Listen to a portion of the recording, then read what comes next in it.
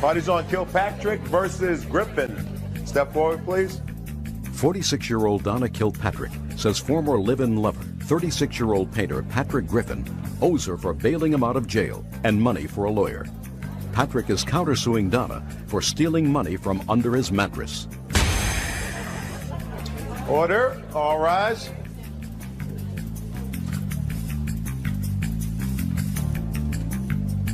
Judges, case number 89 on the calendar in the matter of Kilpatrick versus Griffin. Parties have been sworn in, Judge. You may be seated. Sir, have a seat. Ms. Kilpatrick, I've read your complaint, and I gather that in 1996, the defendant and you were living together. Is that right? Yes. And you were arrested. Yes, ma'am. For what? It was drunk driving. You claim that you loaned him $2,250. Yes. Called you from jail? Yes.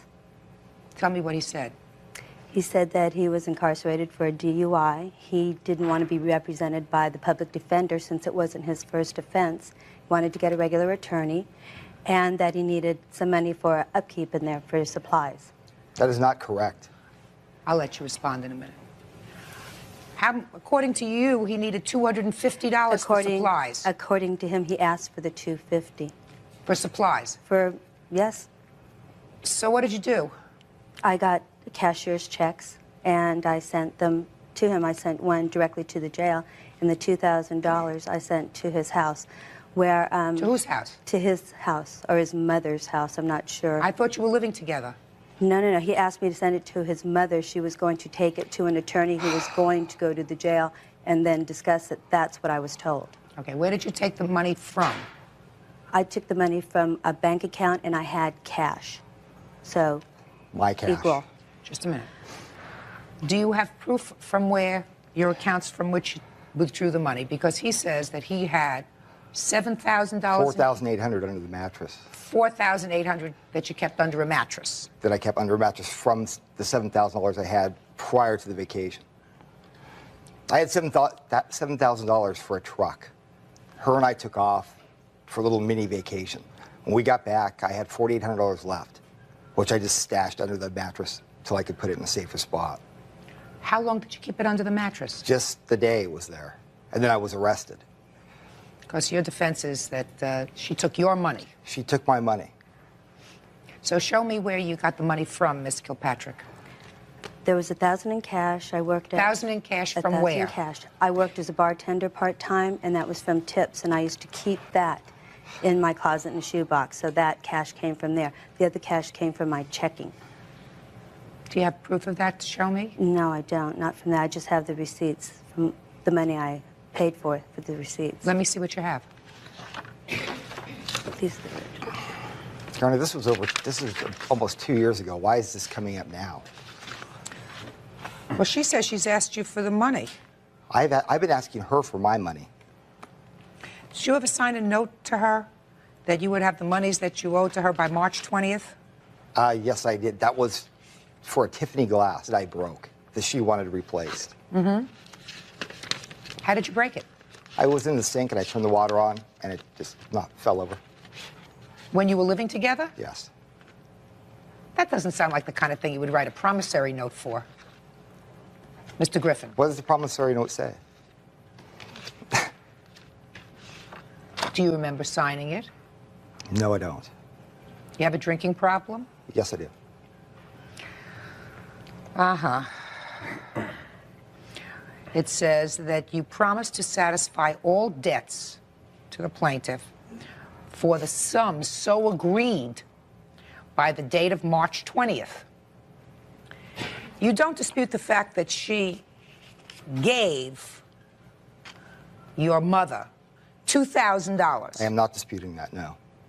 Now, do you have any proof to show me, sir, with regard to this $7,000 that you say you got in cash for a truck? When I went to the bank to get a copy of the withdrawal, it was a First Interstate. Mm-hmm. And now it's Cal Fed, and the records only go back to January of '97. It's all on microfiche. I could not get it. Just like I was trying to get a copy of this cashier's check that she sent, because I never personally saw the check. And only the purchaser can get a copy of that also. Well, it's here, and I assume that you got it because it's made out to you. So I have the following questions. Ms. Kilpatrick, this did happen in 1996.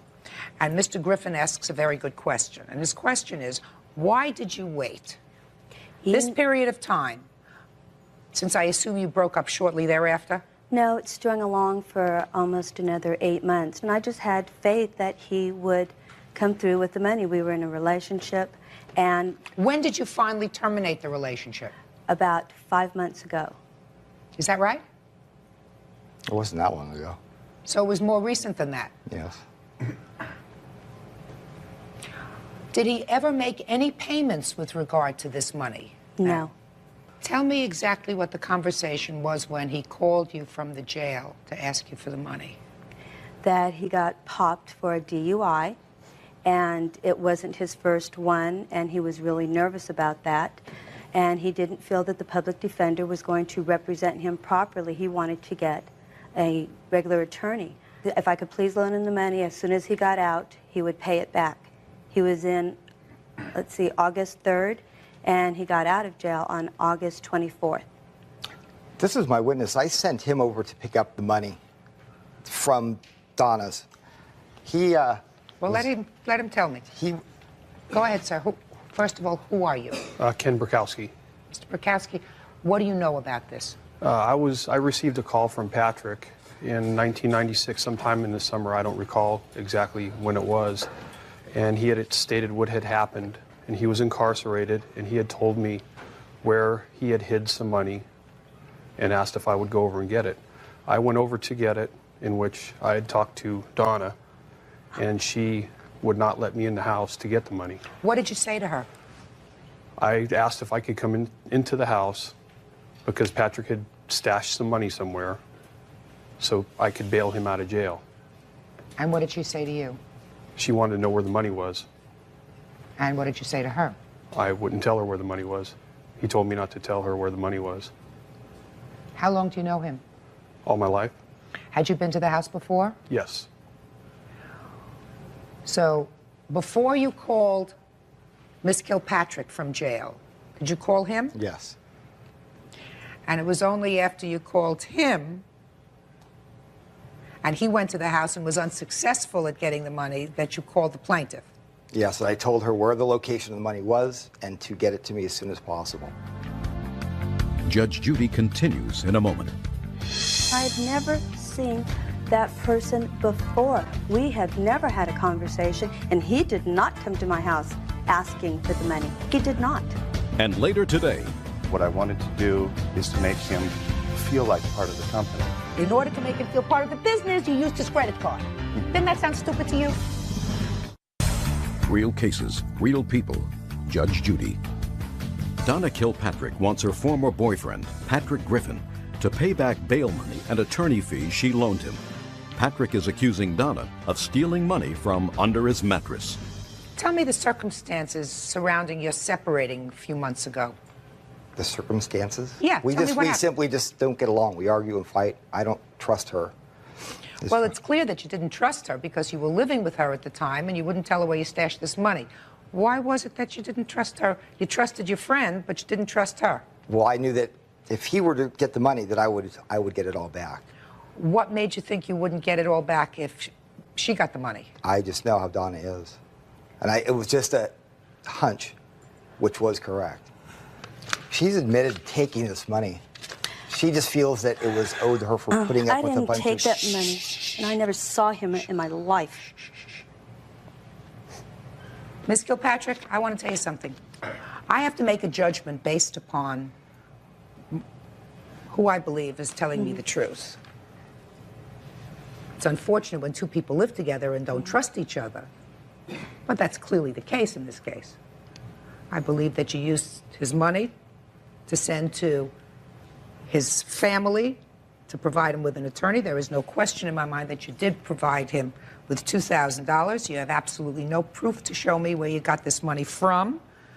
You want me to believe you? Not only does he keep money under the mattress, but you keep money under the mattress. I don't keep money under the mattress, and I had no knowledge that he had money under the mattress, and I have never seen that person before. We have never had a conversation, and he did not come to my house asking for the money. He did not. Now, Mr. Griffin, can you tell me, sir, you lived together with this lady or had a continued a relationship with her over a period of a year after this happened, right? Didn't you ask for the rest of your money? Yes, I have. And what was the response? The response, there wasn't much of a response. And I just thought that it would be taken care of eventually. I never really pressured Donna for it. I didn't agree with it. And then to top that off, she gave her brother my television set after I had left. A very hard case. But I have to make a judgment call on it. It seems to me that neither of you made the proper arrangements for a loan. I somehow doubt that if he called you in jail, that he said to you, I need a loan for this money and we'll pay you back as soon as I get out of jail. If he called at all, he said, I need $2,000 for a lawyer, get it and send it to my mother. You're living with somebody, you do that. Right, Ms. Kilpatrick? Becomes more convenient to say, at this point, he said to me, it is a loan and I will pay you back as soon as I get out of jail. He didn't do that, then you continue to have a relationship with him for another year and a half. Mr. Griffin, without any proof, sir, because I don't believe your story that you can't get records from a bank going back to 1996, you're a pretty smart man, and you know that you can go to a bank and the banks must maintain records going back more than a year, even if banks merge. So you could figure out some way to get on film. I don't think this listen to me, they do. They do. So I have no proof that you had $4,800 under a mattress.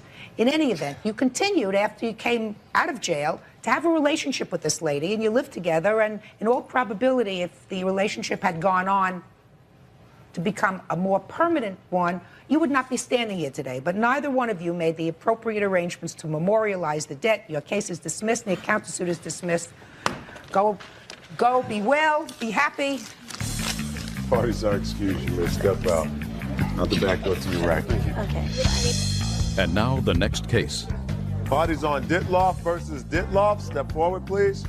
28-year-old electrician Daniel Ditloff wants his brother, 34-year-old business owner Vern Ditloff, to pay his credit card bill. Brothers, you were working for him. And used your credit card at his request so that he could charge some items for his business on your credit card. Is that a yes? Yes. And he still owes you the money? Exactly. And you, sir, seem to acknowledge the fact that you owe him the money. Yes, I do. So what's your defense? What was done is there was a credit card that was used for the company. His credit card? His credit card. Why didn't you use your own credit card for the company? Because at the point, we were trying to bring Dan into the company, be part of it. He's my brother. What I wanted to do is to make him feel like part of the company. So Mr. what Ditloff, I did... let's start this question over again. Okay. And you tried to answer the question as if you were dealing with an intelligent human being. Okay? Why did you use your brother's credit card rather than your own? Let's start again so that you didn't tell me that story about trying to make him part of the company. Okay. The reason why we did use his credit card was that we asked him, at the time, I did not have good enough credit to get... That's the answer. Okay. All right. It's not none of this touchy-feely business. You want him to feel part of the business.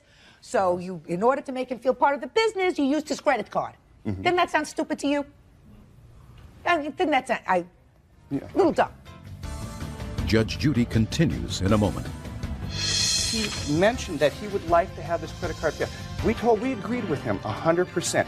We would do it when we could. That's ridiculous. Closed captioning sponsored in part by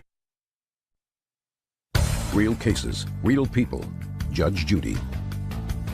28-year-old electrician Daniel Ditloff wants his brother, 34-year-old business owner Vern Ditloff, to pay his credit card bill. how much did you build up on this credit card? According to you, it was $3,000? Yeah, $3,000 and $92.30. So you built up this money on his credit card that you acknowledge that you owe him, so why don't you pay him? I was paying it. What the agreement was on the credit card is we would make monthly payments for this credit card with no specific date that we would pay it off. We would pay it off when we could. No, it's supposed to be paid off every month. Sorry. No, Go ahead. It was never meant to be paid off every month. We would pay the minimum balance and more when we could. And more The when you reason could. We would not miss his monthly payment. Good. Now, listen to me, sir. I want you to answer my questions. When did you quit your job? 1/5, or actually 1/5/98 is the day we had the big argument, and I walked out because they were holding my check. January 5th, 1998. Yes, yes, Your Honor. I'd like you to show me, sir, your canceled checks for January, February, and March to the credit card. Now, there are no... Or how, and April. Okay. The reason why there No. Don't give me a reason. I didn't Okay. ask you for a reason yet. There are I no- said you agreed. You just told me you agreed to make payments on this credit card every month. When he would bring the statement to us, the reason why there are none is because as of January 5th, he walked out of the company taking tools, materials, credit cards, cell phones, pagers that he would not return, with numerous phone calls from myself to bring these back, and I would give you your remaining paycheck, and we would take care of everything else. Now, this was not done. What tools? The tools that were What in the, tools? The tools that we, the company, loaned Tell to me, him. I'm asking you what tools, sir. You keep telling me Oh, tools. sorry. Here's Tools. a copy of.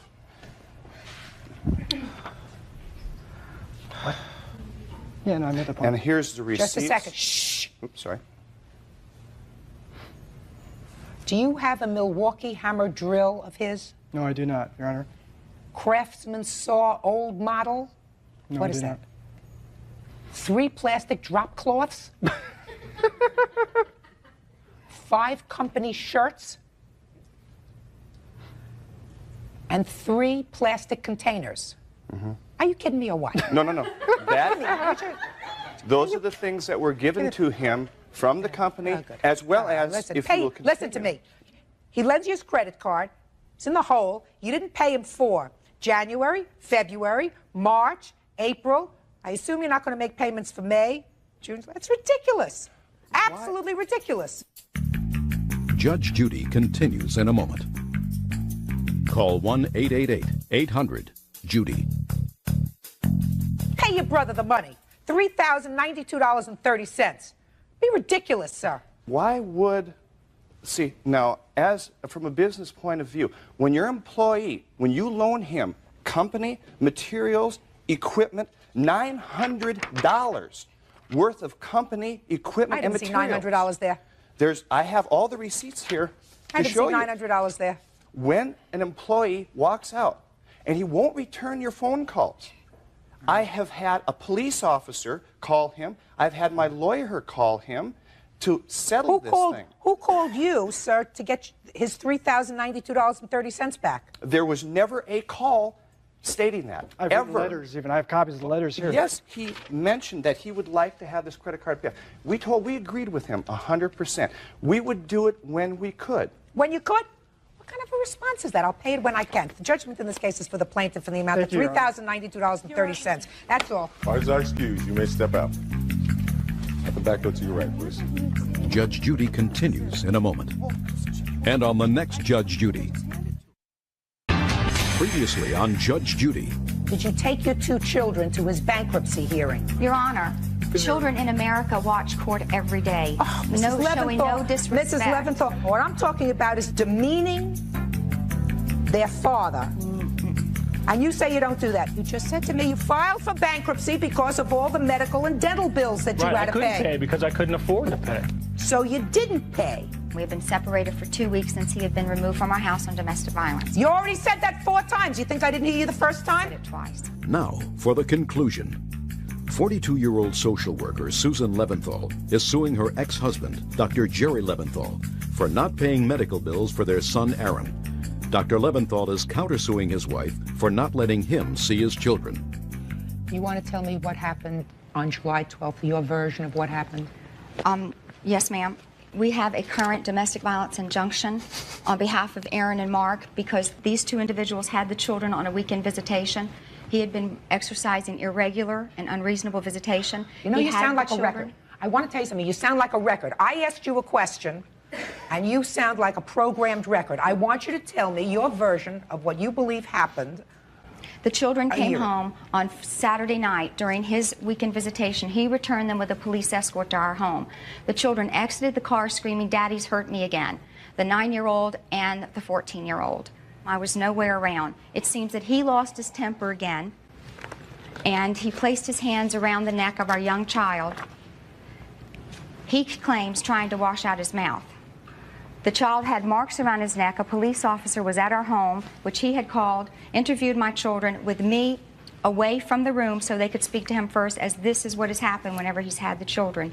That was the last time he exercised visitation. He did not come in the summer, and he willfully gave it up because of his habitual intemperance. That's what it is, Your Honor, plain and simple. 2 new words. Go. Your Honor, my youngest child, is a very difficult child, hyperactivity attention deficit, and It says so in the papers. called me a very bad word, all right? And as a child, I had a little bit of soap in my mouth. What did he say? He called me a f***ing asshole, Your Honor. Okay. All right, and I thought that... How did that come about? I'm just curious. we were getting ready for dinner. I had some burgers that I was doing. Sherry was in the kitchen preparing. Mark asked if he could call his mother, and he did. And he got off the phone. He's always very argumentative when he gets off the phone with his mother when he's with me. I told the kids to get ready for dinner. I asked them to get washed up and all. He says, "Well, I don't have to, Dad. You're a FA," and that's when I grabbed him by the back of the neck, walked him over to the bathroom, and gave him a little soap for dinner. Were you present? Yes, I was. Step up.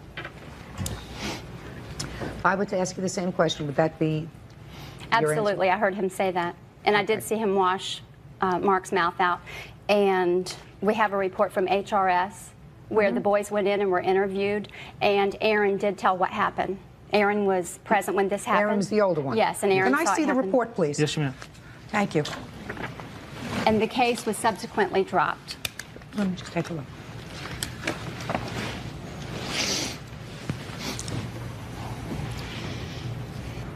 Bert, would you do me a favor, please? Yes. Would you escort the parties outside and bring Aaron into court? Sure thing, Judge. Thank you. Step up, please. Everybody. This way.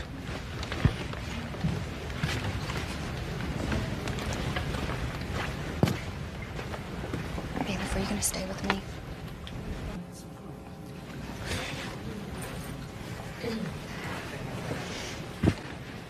Go ahead, Phil. Good. Aaron, Yes. would you come up here and sit up here, please? Yes, ma'am.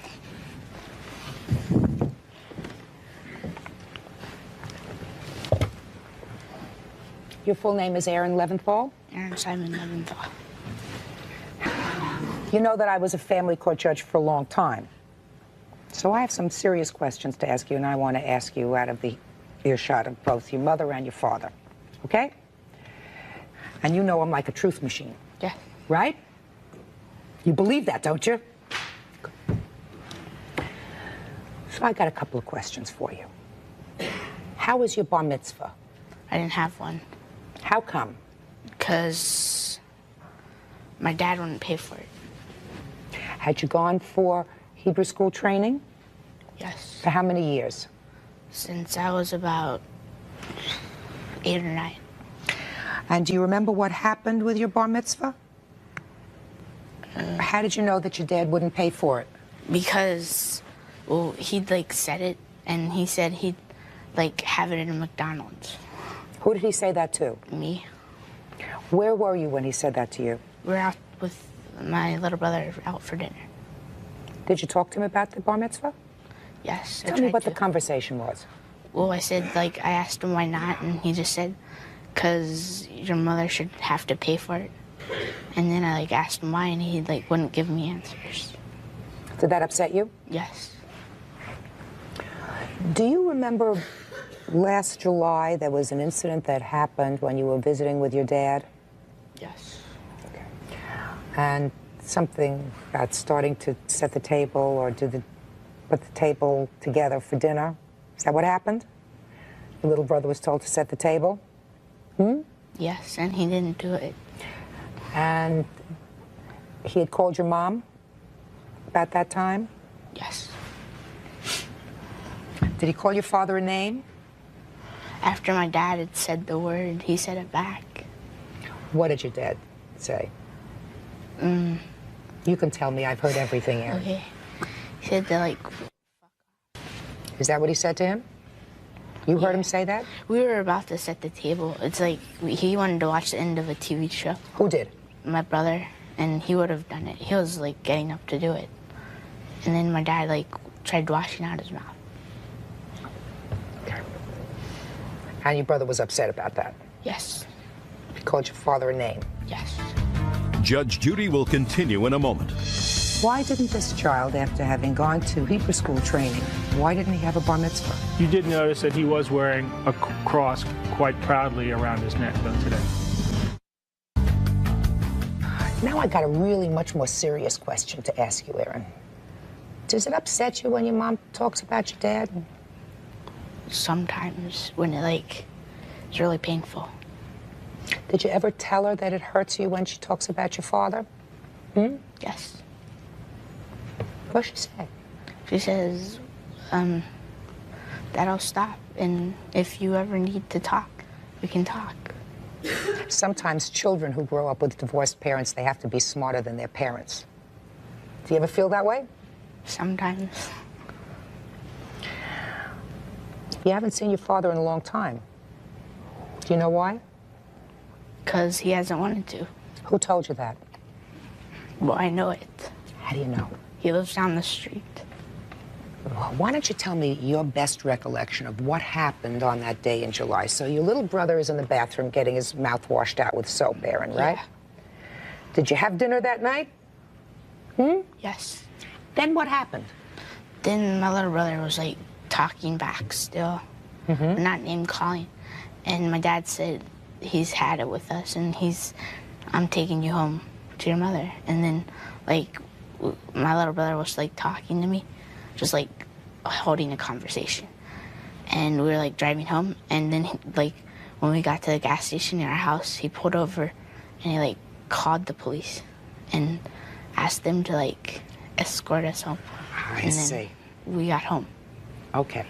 And what happened after you got home? So the police escorted you home. Yes, and my mom like asked what was going on, and then like we came inside and we told her, and then my mom like asked if Mark was okay. He was crying, and he like had the red marks on his neck. He like was really upset. And it was after that incident that you haven't seen your father anymore. Yes. But I read a report there that says that you would like to see your dad. Yeah, but That's a hard thing, because I know you live with your mom, and I know your mom is very angry. You're not supposed to be involved with that, Aaron. You know what I mean? That's their bag. They're supposed to put all of the anger and everything else aside and just be concerned about what's best for you guys. Did you tell your mom you wanted to see your dad? yes. And what did she say? She said, Look at me, Aaron. Come on. that if he would like come and pick us up, then we could see him. And if he like didn't yell or scream a lot and like belittle my mom. What about your little brother? Have you talked to your little brother about seeing your dad? Yes. What has he told you? That he'd like to. And he'd like him to like do what other dads do. You'd like him to act responsibly. But you have to understand that if all of his actions are being put under a microscope, it's very hard Do you know what I'm talking about? You know, if he grabs your little brother by the neck and puts soap in his mouth because he called him it, which is what he called him, right? Huh? A little bit more than that, right? That's not unreasonable. I know. You know what I mean? Yes. And if your parents were living together, They'd probably give some soap in the mouth. absolutely, right? Right? Yes. But because they're not living together, it became a big deal. You're a smart kid, Aaron. Thank you.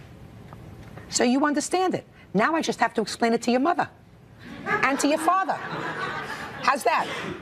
Okay. I'll see what I can do. All right. It's been a pleasure. Judge Judy will continue in a moment. If you love your children, you'll put yourself in some serious counseling because you're the one who is the custodial parent and you are a very sick lady. Closed captioning sponsored in part by Real Cases, Real People, Judge Judy. Susan Leventhal wants her ex-husband, Dr. Jerry Leventhal, to pay her for her son's medical and dental bills. Dr. Leventhal wants his former wife to stop stalking him and let him see his children. Okay, first I'm going to get on your case. Son tells me that he went to Hebrew school for several years, but when it came to making a bar mitzvah,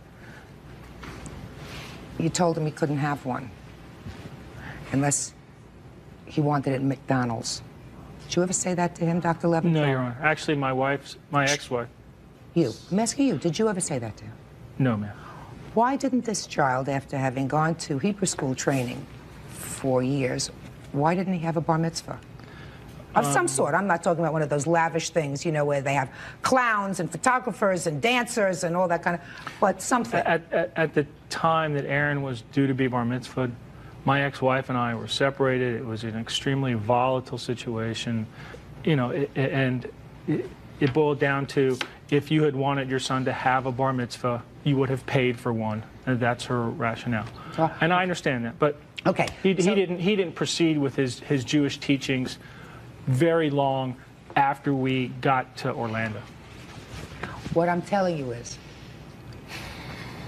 perceptions for children are very important, Dr. I understand Leventhal. And Mrs. Leventhal, I want you to listen to this very carefully because I've spoken to your son. Excuse me, 1 minute, Your Honor. You did notice that he was wearing a cross quite proudly around his neck, though, today. Okay. I assume that he, at this point, Mrs. Leventhal, is being raised in your faith. Is that correct? No, ma'am. For 15 years after marrying Jerry Leventhal, I practiced Judaism. But then you divorced him. And the child what? chose now to start into learning about Christianity to mature in his faith. Do you go to church now? I do. I also stay active in the temple. You know, you folks, you're going to really suffer the consequences, especially you, Mrs. Leventhal. I'm telling you, I make no excuses for your former husband. I think that he's done a lot of things that are wrong. I really do. I think that he should have swallowed his pride, begged, borrowed, stole a couple of $1,000s to make his son a bar mitzvah. I don't care if it was a luncheon someplace, let you invite who you want to invite, just so that the boy would know that he went to school. So I don't make any excuses for him. And I don't make any excuses for the fact that you are probably very, very angry with him. You devoted, according to your papers, 20 years of your life, encouraging him through everything else. Bottom line is you hate him more than you love your children. And I'm telling you that because I've just interviewed your son. He wants to see his father. And his younger brother wants to see his father. And I'm telling you right now, you made a big deal over him grabbing your son by the scruff of the neck, trying to put soap in his mouth. Even your son, Aaron, is smart enough to know that if the two of you were living together and your 9-year-old or 8-year-old at the time called his father that kind of name, your son, Aaron, is smart enough to know that that's probably what would have happened and you would have been right behind him in the bathroom. But because it was, put your hand down, but because it was done when you were separated, there was a big deal made out of it.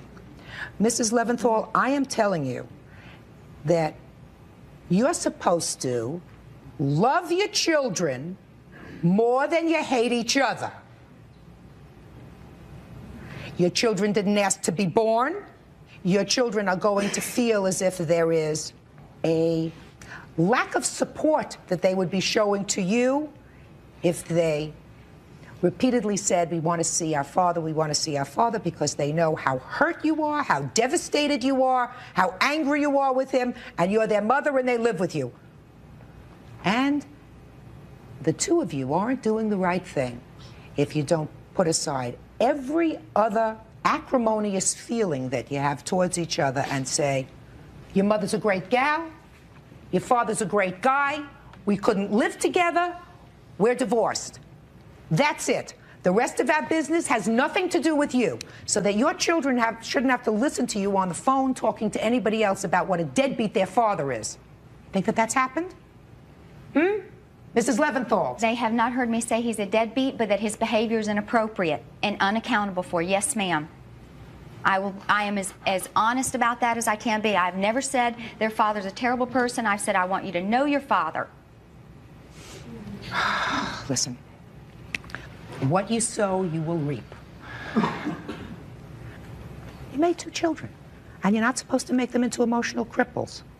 They want to see their father, and you shouldn't put anything in the way, any restrictions in the way. If the two of you don't get along and they want to see their father, you don't say, if your father comes here to pick you up, you can see him, which is what you say. Your father, that's what your son Aaron says. That's what Aaron says. If your father wants to come and pick you up, he can come here whenever he likes. That's what I say. Well, first Yes, you said ma'am. no, then you said yes. I said when his father wants to come, yes. If he practiced reasonable and calm visitation and did not emotionally and physically hurt them. Are you talking about the soap incident? No, I'm talking about the reason he left our home in '95 under domestic violence. Listen to me. Until this. Listen to me. Your Honor, Madam, you need to know the history. No, I don't, because I have a judgment of divorce that stops there. The judgment of divorce provides for visitation. Since that time. Just a second.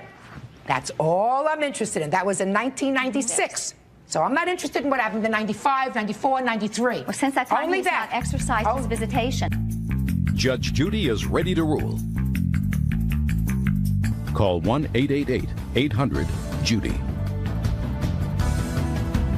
Mrs. Leventhal, you know, you want to know something? I'm giving you the money that you're requesting for your orthodontic work, $3,300. Thank you. And I'm telling you that if you want to help your children, you'll go into some serious. We are in counseling. You, not them.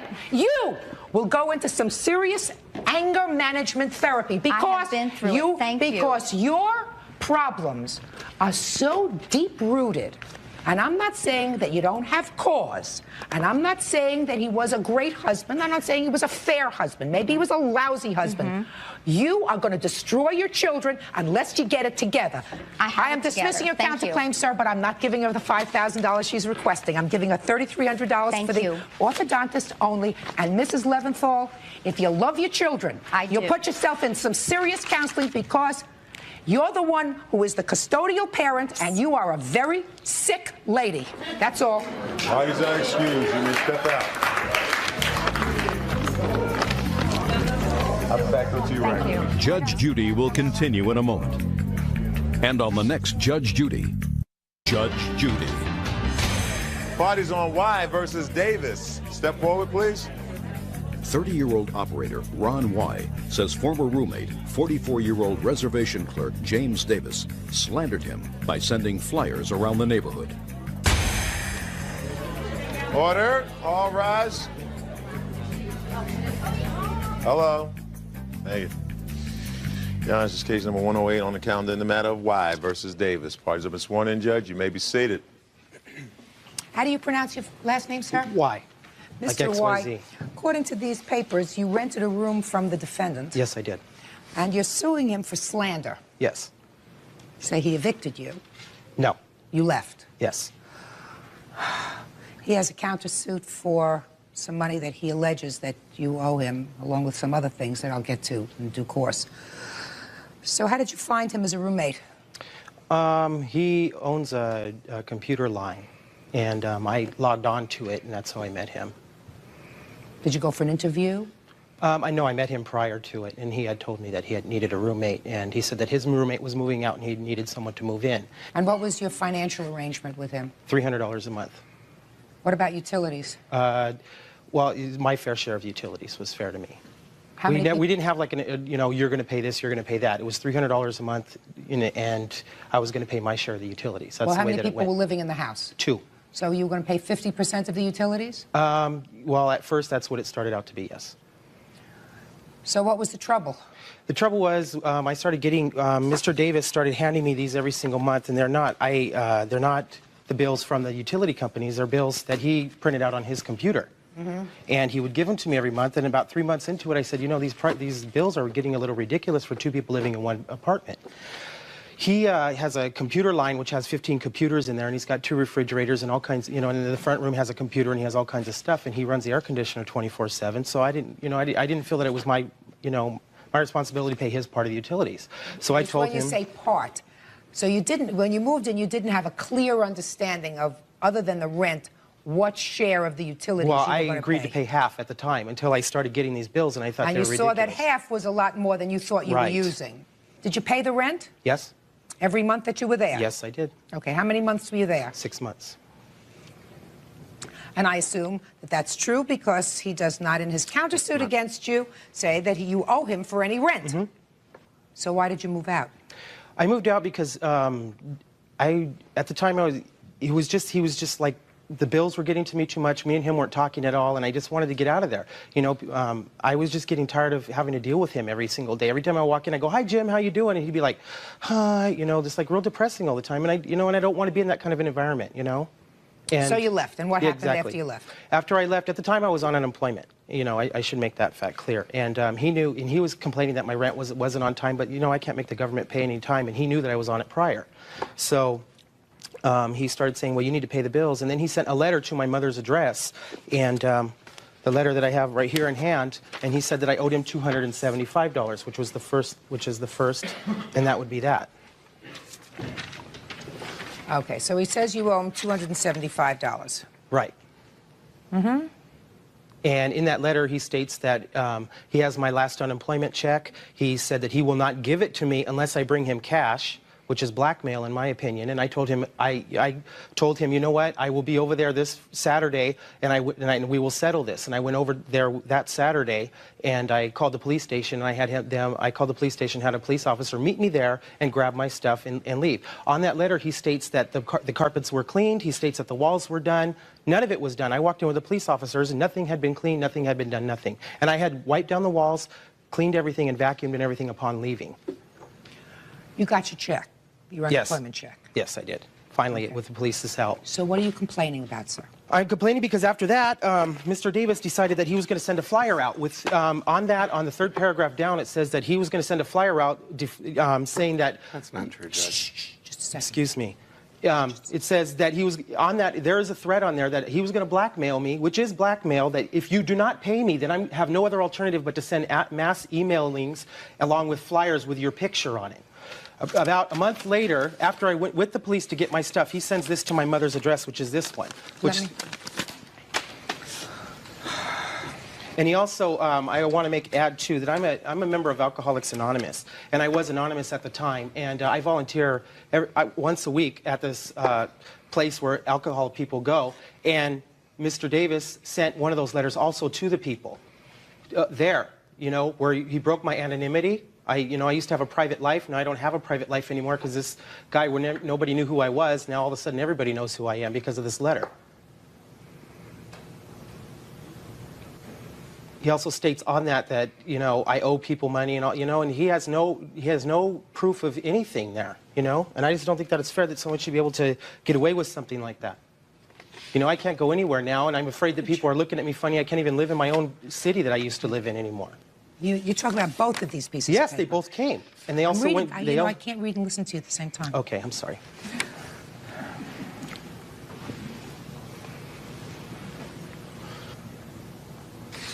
Could you show these to the defendant, please?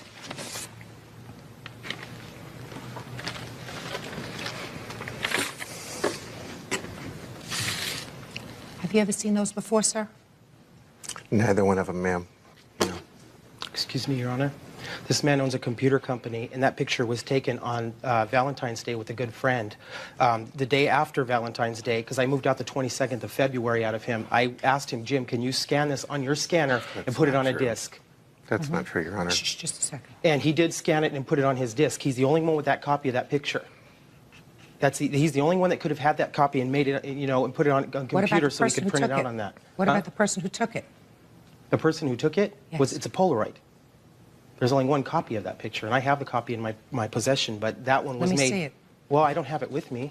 I didn't know that I was supposed to. That was my. The picture, I was at the Alano Club, and it was made on a Polaroid.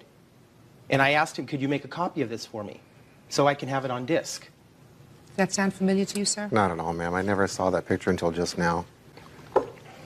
This is the first time I've And seen also, either if you of these. notice, on that letter, the first letter that I got a month prior, on the third paragraph down, it states that he will send a picture out with flyers all over the city. Well, it says, if necessary, the mass distribution of flyers all over the city of Long Beach and Whittier. Why did you threaten that, sir? I didn't. I don't know what you're talking about, ma'am. Just a second. This thing that he just said that he doesn't have, that he didn't ever saw, has his signature on it and everything. Judge Judy continues in a moment. The letter that you attribute to him was not signed by him. Okay, but he has a stamp, his signature. That's not a sign, that's a stamp. And also on this it says... Just a second. You got more excuses than Carter has pills. Real cases, real people. Judge Judy. Ron Wise says his former roommate, James Davis, slandered him by sending a flyer around his neighborhood. James is countersuing for unpaid rent and utilities. Could you have the defendant write his name 4 times, please? Thank you.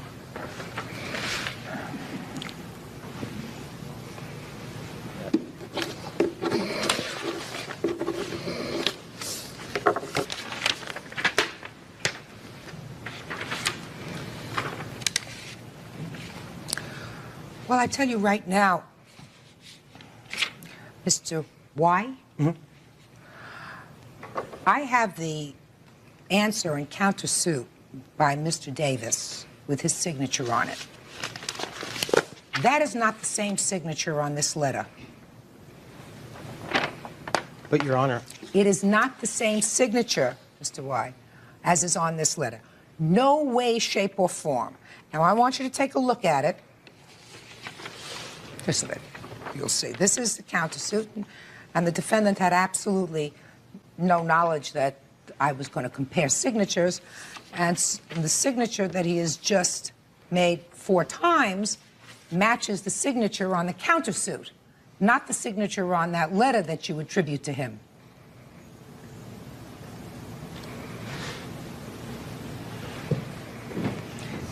How did you get to court today, sir? Drove? You have your driver's license with you? No, ma'am. It's in the car. I'll leave it in the glove box. Do you have anything else in your possession with your signature on it?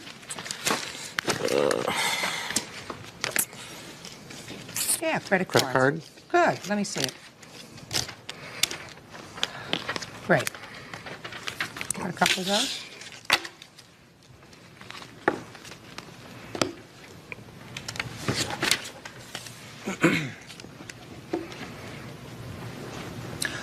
The signature on all of his credit cards, sir, match the signature on his countersuit, match the signature on the 4 handwriting exemplars that he just gave me.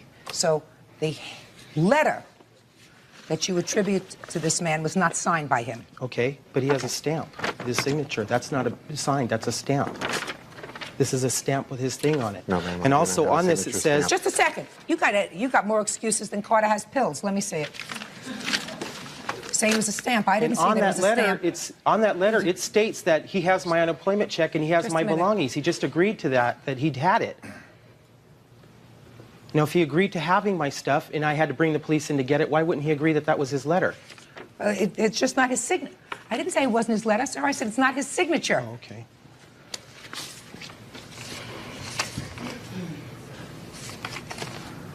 Do you have any reason, sir, to send out this kind of filth to anybody? No, ma'am. According to my attorney, I should have just dropped the matter, which I did.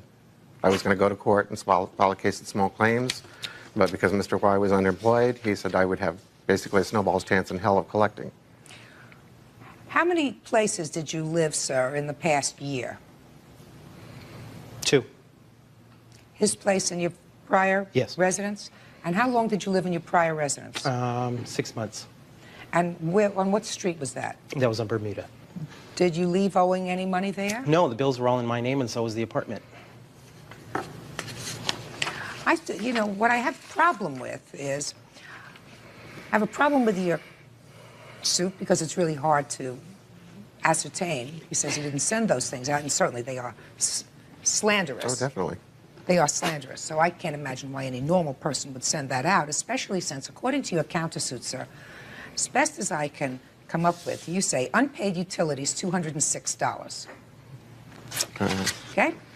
Then you say a credit for deposit, which means he gets a credit for $100, right? Yeah, he was supposed to have had a $300. Just a second. He gets a credit for deposit, which means he owes you $106. Then it says late charges on rent, $200. I discount that. He paid you the rent. Then it says carpet replacement. Do you have receipts for the replacement of the Yes, ma'am, I carpet do. to show me what damage he did to the carpet? It was either a bottle of mouthwash or a bottle of soda or something that was red. It was bright red. I had a carpet cleaning company come in and try and get it out, and they could not remove it. You spill anything on that was red, sir?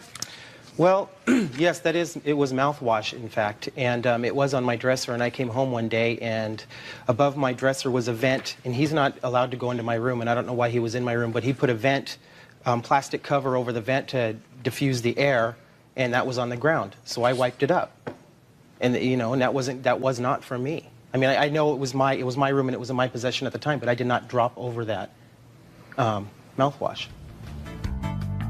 Judge Judy continues in a moment. Mr. Watt, you made a contract with him for $300 a month and 50% of the utilities. Yes. And then you unilaterally wanted to change that. Right. Right? You can't do that. Closed captioning sponsored in part by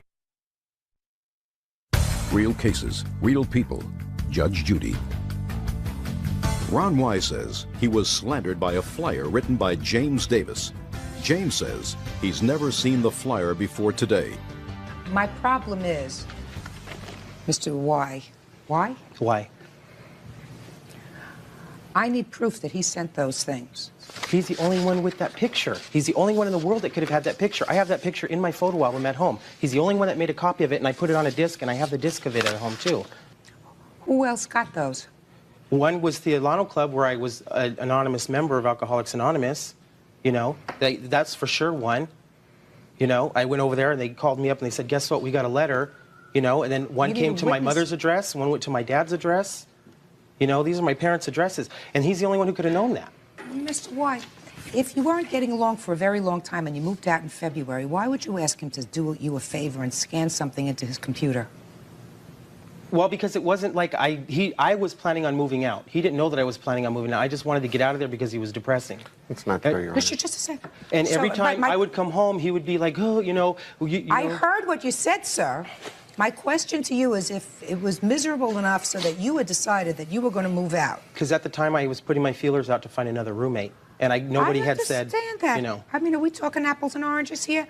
What I asked you is why would you ask him to do you a favor and scan something in his computer for you if you really weren't talking to each other? Because I wanted a picture of it. And he was sitting on his computer, and I said, hey, Jim, can you scan this for me? No. Why? Because I wanted it on a disc. According to you, you had it. You had the Polaroid picture. You said it was a Polaroid. You had it is a Polaroid. You had a Polaroid picture. Uh-huh. So why do you need another one? Because I wanted it on my computer as on my desktop.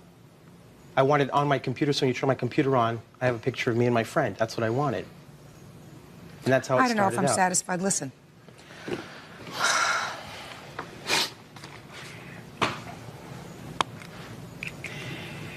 Can you prove to me that he owes you $106 for utilities? I only brought the one phone bill with me, ma'am. From what month? February, ending February 22nd. And what does it say? Well, the total for the month was $244.96, but I went through and highlighted all of his phone calls on the bill. Would you take a look at this bill? Thank you. Okay. Now look at the things that are highlighted. Well, some of the phone numbers are mine. I'm not going to disagree that some of these phone numbers are mine. But on all the bills, he charges me phone taxes plus basic service charges and all these ridiculous amounts of money for bills. I was paying $350 a month in bills. That's not true, Your Honor. You have to cancel checks for him for utilities? For the utilities that No, you I paid gave him this cash. month? You gave him cash? I gave him He cash. always paid me cash, and I paid him in recorded it. cash. And every time he gave me a payment, I gave him a new printout showing where he gave me the payment. But towards the end, right before I moved out, that's when I said I wanted to see the bills because the bills I were don't too blame you high. for- I don't And he blame him. wouldn't show them to me. He could have looked at them at any time. They always sat on my desk. No. I asked him. They were always on my desk. He could have looked at them at any time. Then if I could have looked at them any time. Mr. Davis, did he ask you to see at any time the original bills? No, ma'am, he did not. The agreement on when he moved in was $300 a month in rent, $300 security deposit, which he only paid $100 of. Which is a lie. He was to pay 50% of the electric, 50% of the gas. Judge Judy continues in a moment. Call 1-888-800-JUDY. It sounds reasonable, sir, that when you move in, you say, I'm going to pay this much in rent, and this is the portion of the utilities that I'm going to pay. You agreed to pay 50%. At first. There was no change, ma'am. Then you got angry that you were paying 50% because he was using more utilities than you were because he was running a business out of it. Right. Right. Not Well, angry, then you but have I felt like he was using me, and I was paying more than Then my you fair have- share. No, listen to me, Mr. White.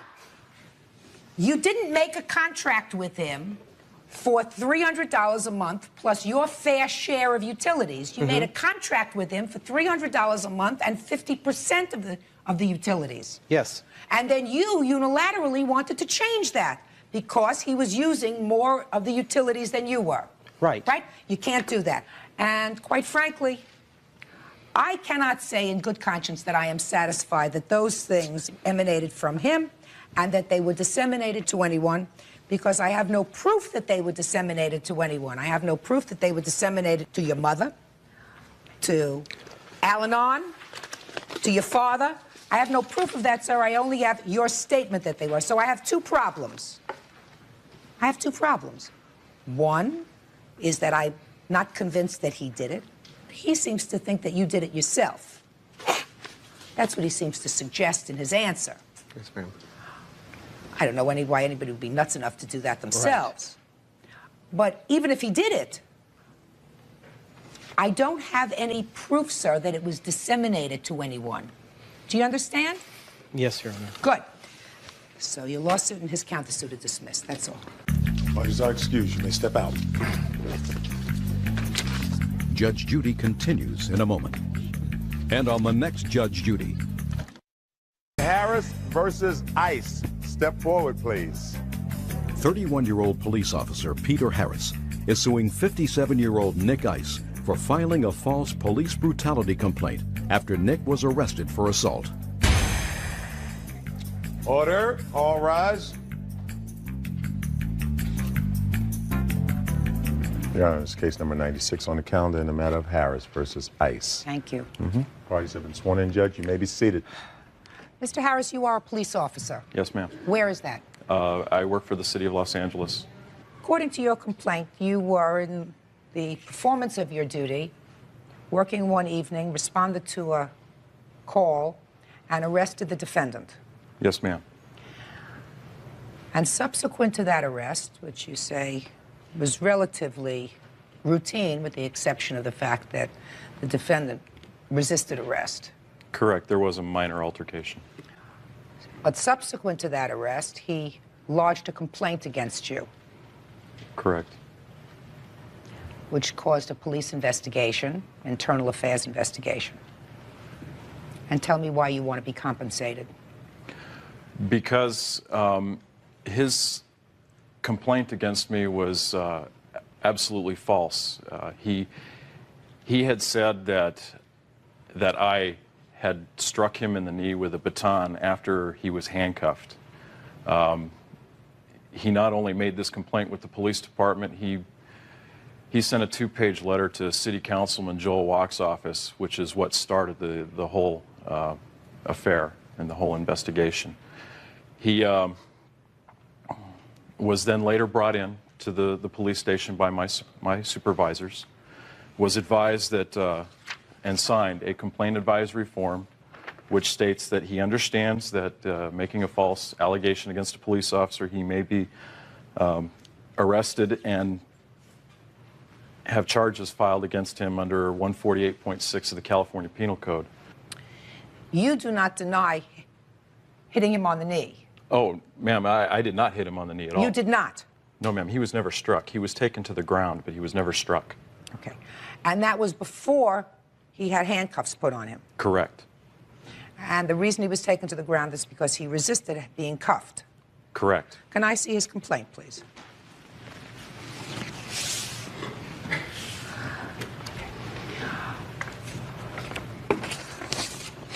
And tell me what happened to you as a result of this, Officer Harris. Well, it was quite a long, drawn-out process. It took probably several months. I was quite edgy and irritable because of this. I suffered a lot of stress at home, at work. At times when it may have been necessary to use force against somebody, I may have been a little apprehensive in using that force, which could have been detrimental to my health. How long have you been a police officer, sir? 8 years. How many complaints have been filed against you in that 8-year period? Civilian complaints? Civilian complaints. One. One other than this one? Yes, ma'am. And how long ago was that? 1991, ma'am. And what was the outcome of that investigation? I was found not guilty on all charges except for one, which was neglect of duty because I failed to properly document an incident. And how many arrests have you made in 8 years? Hundreds.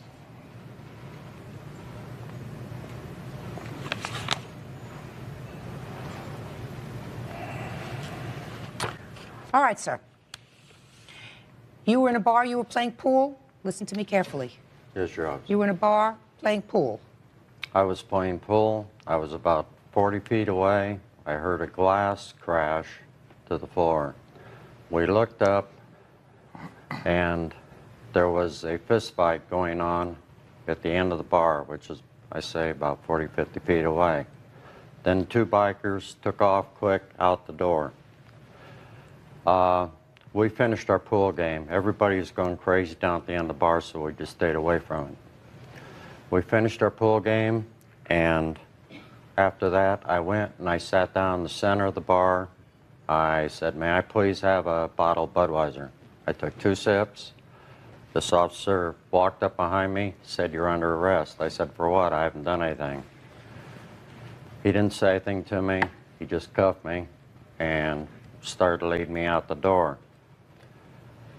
Then I repeated this several times, that I hadn't done anything. What was I under arrest for? He didn't say anything. Then I was struck. I told him that I had 16 screws in my right leg. He proceeded to hit me in the left leg with his baton, I believe it was baton, and knocked my leg out from underneath me, and I fell forward onto the cement and received 6 or 7 stitches in the chin, which my doctor removed.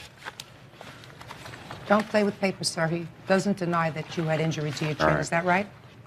Yes, ma'am. He did sustain an injury in the altercation. And it's your testimony, sir, that at the time of this incident, you were outside. You had already been handcuffed inside the bar. That's Correct. what you say here. Is that right? Correct. And, Officer Harris, according to your papers, sir,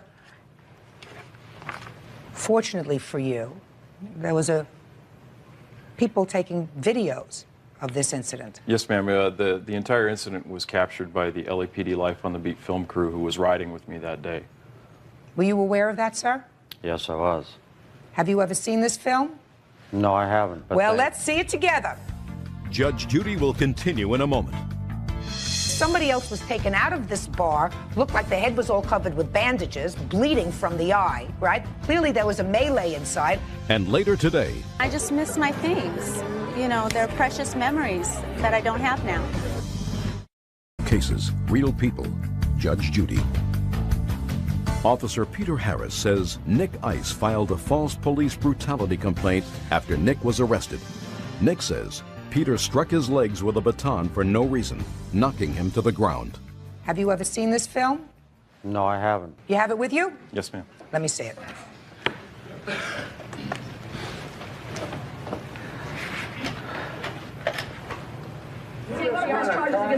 Hang on. I got to know what's going on before I can press any charges against anybody. What's happening? This is the owner. Nothing. I was sitting at the bar and she came up. Come on, John.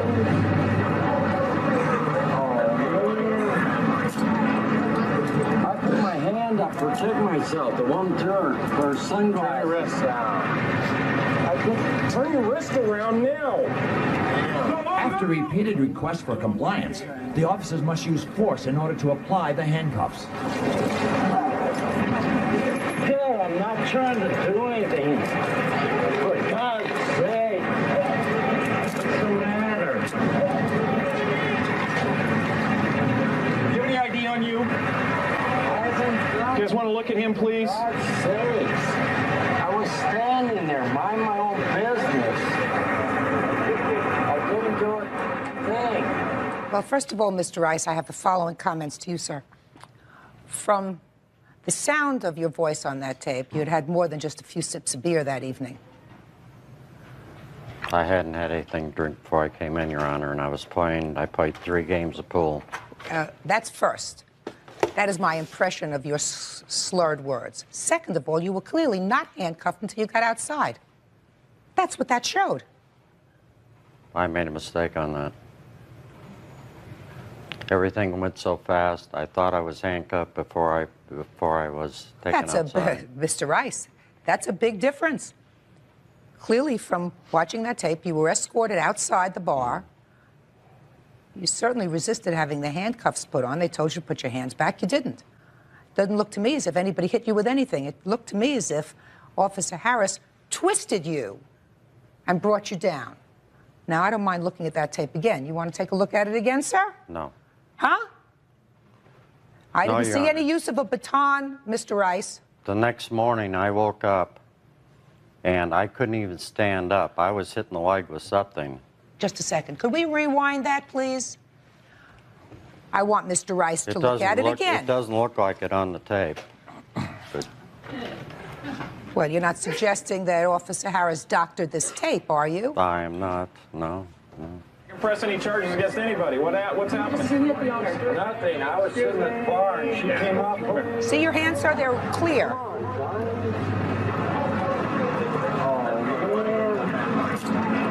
See, he's handcuffing you now. Protect myself. The one turn. This looks like some fight. Yeah, but I wasn't involved in the fight. After repeated requests for compliance, the officers must use force in order to apply the handcuffs. Hell, I'm not trying to do anything. Now look. For God's sake. What's the matter? Do you have any ID on you? Okay, that's enough. Thank you. Officer Harris, you were the officer who twisted him around. Is Yes, that ma'am. right? It is clear, sir, that this gentleman, in the course of effectuating an arrest, tried to get you to comply and put your hands behind your back. You didn't do that. He twisted you around and brought you to the ground. Well, what you deserved. You're supposed to comply with an officer's direction. Unfortunately, I do believe, Mr. Rice, that the problem was you'd had more than a couple of sips that evening before he got there. So your memory is a little fuzzy about what happened. Now, Officer Harris is doing something that probably a lot of police officers don't do, which is sue civilly when you make a false allegation. Your allegation was clearly false, sir.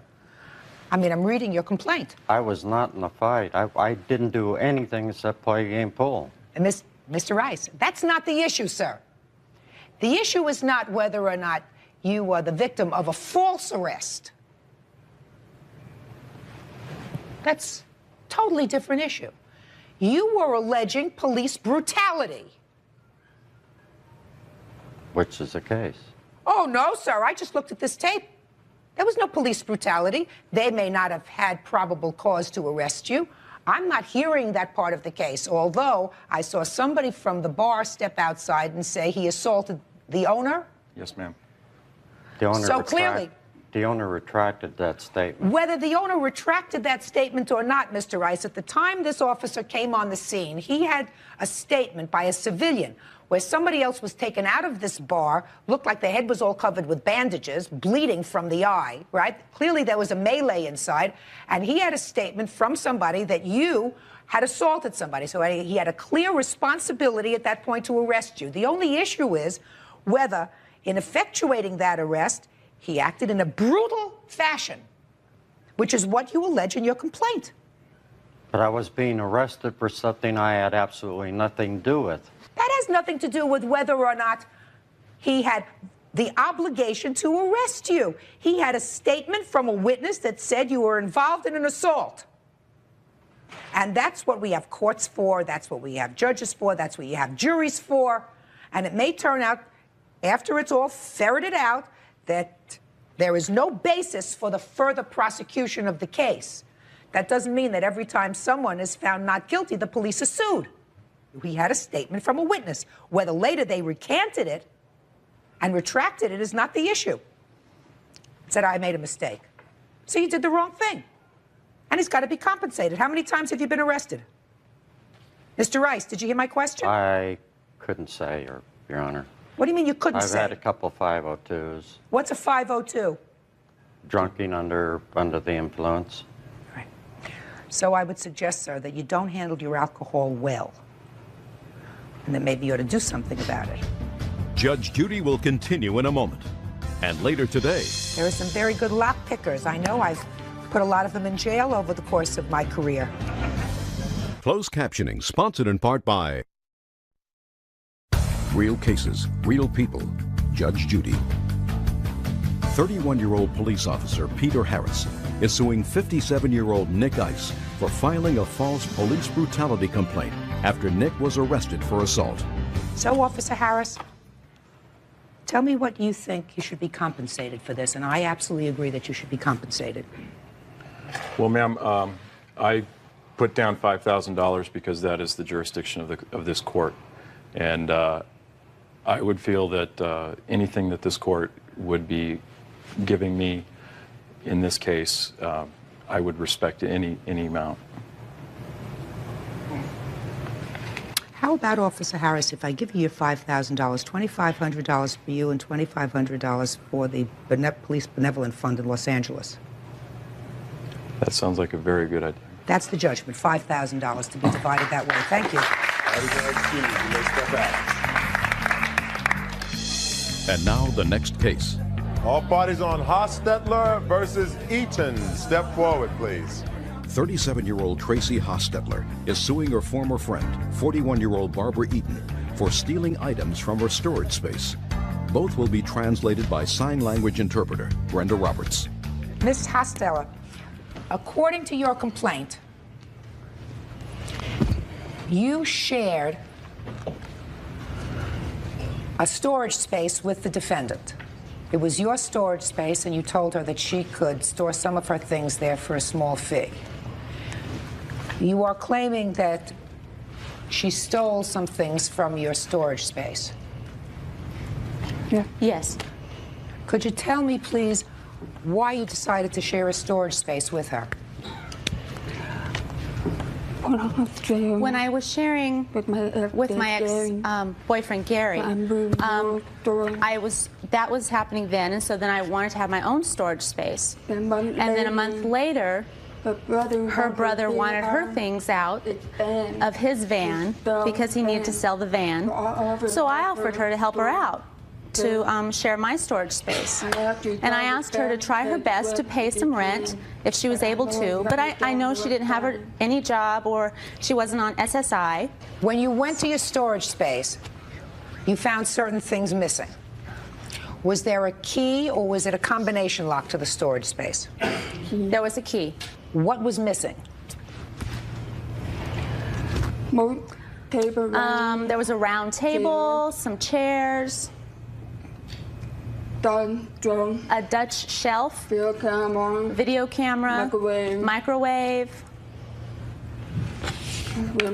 There's actually a lot more. I have pictures of some. Yeah, show me the pictures of what you have.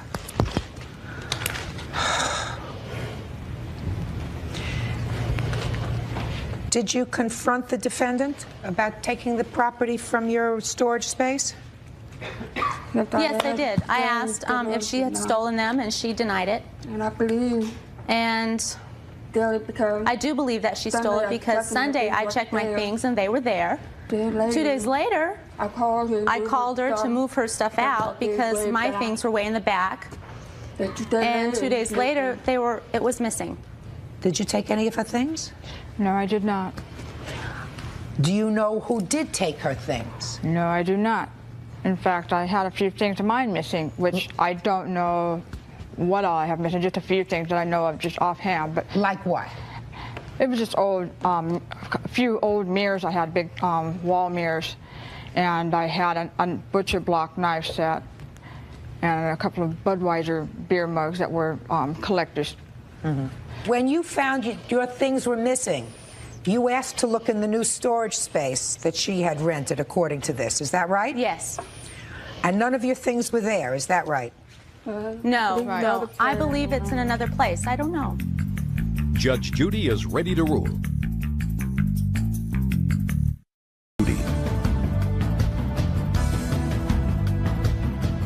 Ms. Hostello, just because she had the opportunity to take the things out of your storage space doesn't mean that you can prove to any court satisfaction that she did in fact take them out of the storage space.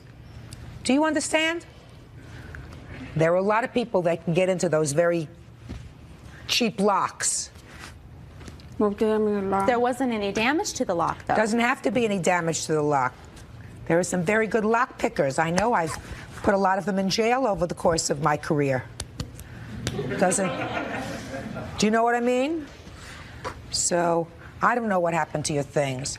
You're not sure of what happened to your things, so I can't enter a judgment for you. That's unfortunate. My suggestion, don't share a storage space with anybody. That's all. Thank you. Parties are excused. You may step out. Judge Judy will continue in a moment. And on the next Judge Judy. Parties on Conant versus Randall. Step forward, please. Singer Susan Conant claims former boyfriend, businessman Gerhard Randall, pushed her down and assaulted her. Gerhard says she was drunk and fell down. Order. All rise. Quiet, please. Thank you. Judge, this is case number 101 on the calendar in the matter of Conant versus Randall. Parties have been sworn in, Judge. You may be seated. Sir, ma'am, have a seat. According to the papers that I've read, Miss Conant, you and the defendant had been involved in a romantic relationship. I gather he wanted to break it off. That is correct. You wanted to talk. So you went to his place of business. According to your complaint, he assaulted you there. You suffered injury. He is cross-complaining that since this incident you have harassed him, that you stole his telephone book and been calling friends, women friends, etc. Correct? That's correct. So how long had you been going out before this incident? I met him in early '97. We had been dating until October 27th when the incident happened. It had been an up and down, very rocky relationship. For 1 week he loved me, the next week he wanted me out and would order me out, and I would leave, and then I would come back and he would want to. He would be very affectionate and loving. He's a very charming, he can be very charmed. I was swept off my feet. I fell in love with him completely. By the time the 10th month or so came along, I was tired of being kicked out so many times that I finally decided I wanted to get the truth. And I went over there. I did take a half bottle of... when you say you went over there, you went over to his place of business, which is also where he was living at the time. Okay. And, had you called first to tell him you were coming over? I don't remember if I did or not, Your Honor. I honestly don't remember. Okay, I usually do. But according to your papers, you had fortified yourself with some alcohol.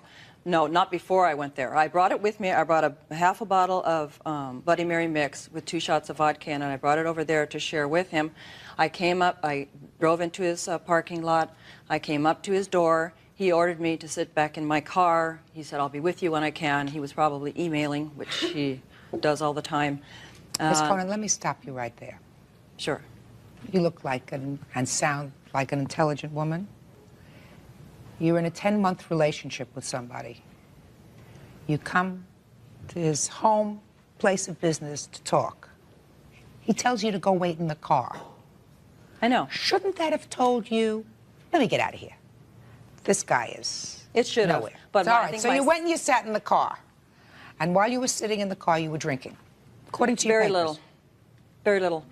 He made me wait for about a half an hour. And yes, I should have known. I should have known. But as the saying goes, love is blind. And with me, sometimes it's blind, deaf, and dumb. Anyway, I waited out there for half an hour. I took a few sips. I was not intoxicated. He asked me in.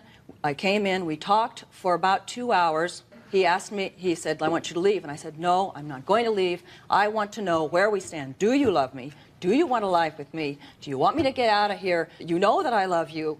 I just want to know what's going on. So at that point, it was like his demeanor switched. It was like a light bulb went off. He stood up, very angry, came over to me, grabbed me by my arms up off the sofa, and said, you get out of here now, and shoved me towards the door. And I think I fell down at that point. Then following that was about 45 minutes of this whole thing. I remember grabbing onto him, grabbing onto doors, grabbing onto walls, anything, because I didn't want to go. I know it sounds dumb, but I was desperate. I wanted an answer from him. I wanted him to come forth and tell me the truth. He was telling you. He told you to leave. No, I wanted to know if he loved me, not whether he wanted me to leave or not. I already knew he wanted me to leave. But anyway, he managed to get me out finally, in the end, by grabbing me by the arm. And I have some photographs here, if I can hand them to the bailiff.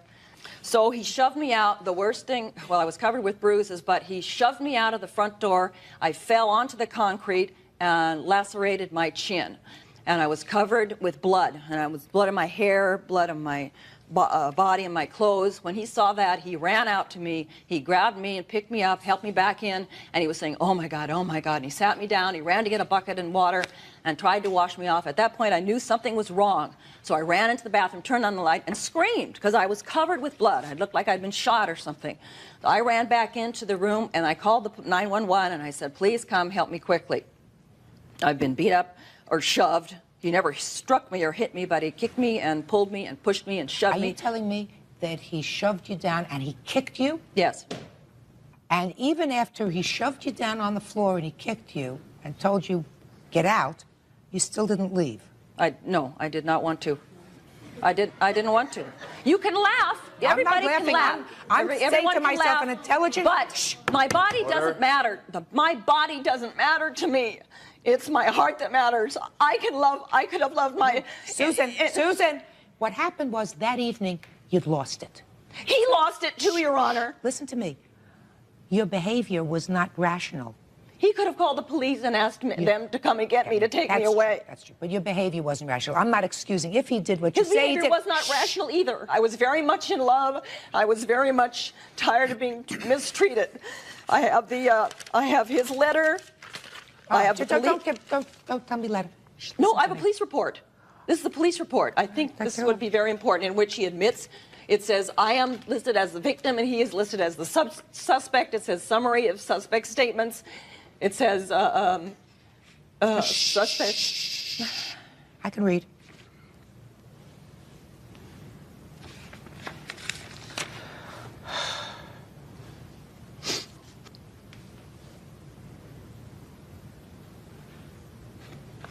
Okay, before I comment on this police report, because there are some interesting things in this police report, sir, I'd like to hear your version of the events.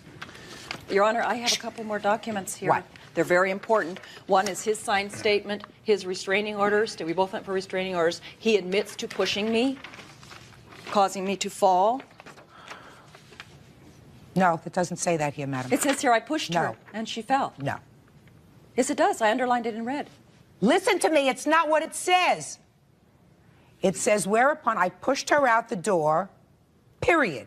She then fell. You said I pushed her out the door, causing her to fall. That's not what it says, and that's not what it says in the police report. Judge Judy continues in a moment. She brought a half-drunk bottle of vodka mixed with Bloody Mary. No, it was not half-drunk. Listen to me. Did you hear how quiet he was when you were testifying? He's lying. Did you hear how quiet he was when you were testifying? He's lying. You ready to have this case dismissed? Real cases, real people. Judge Judy.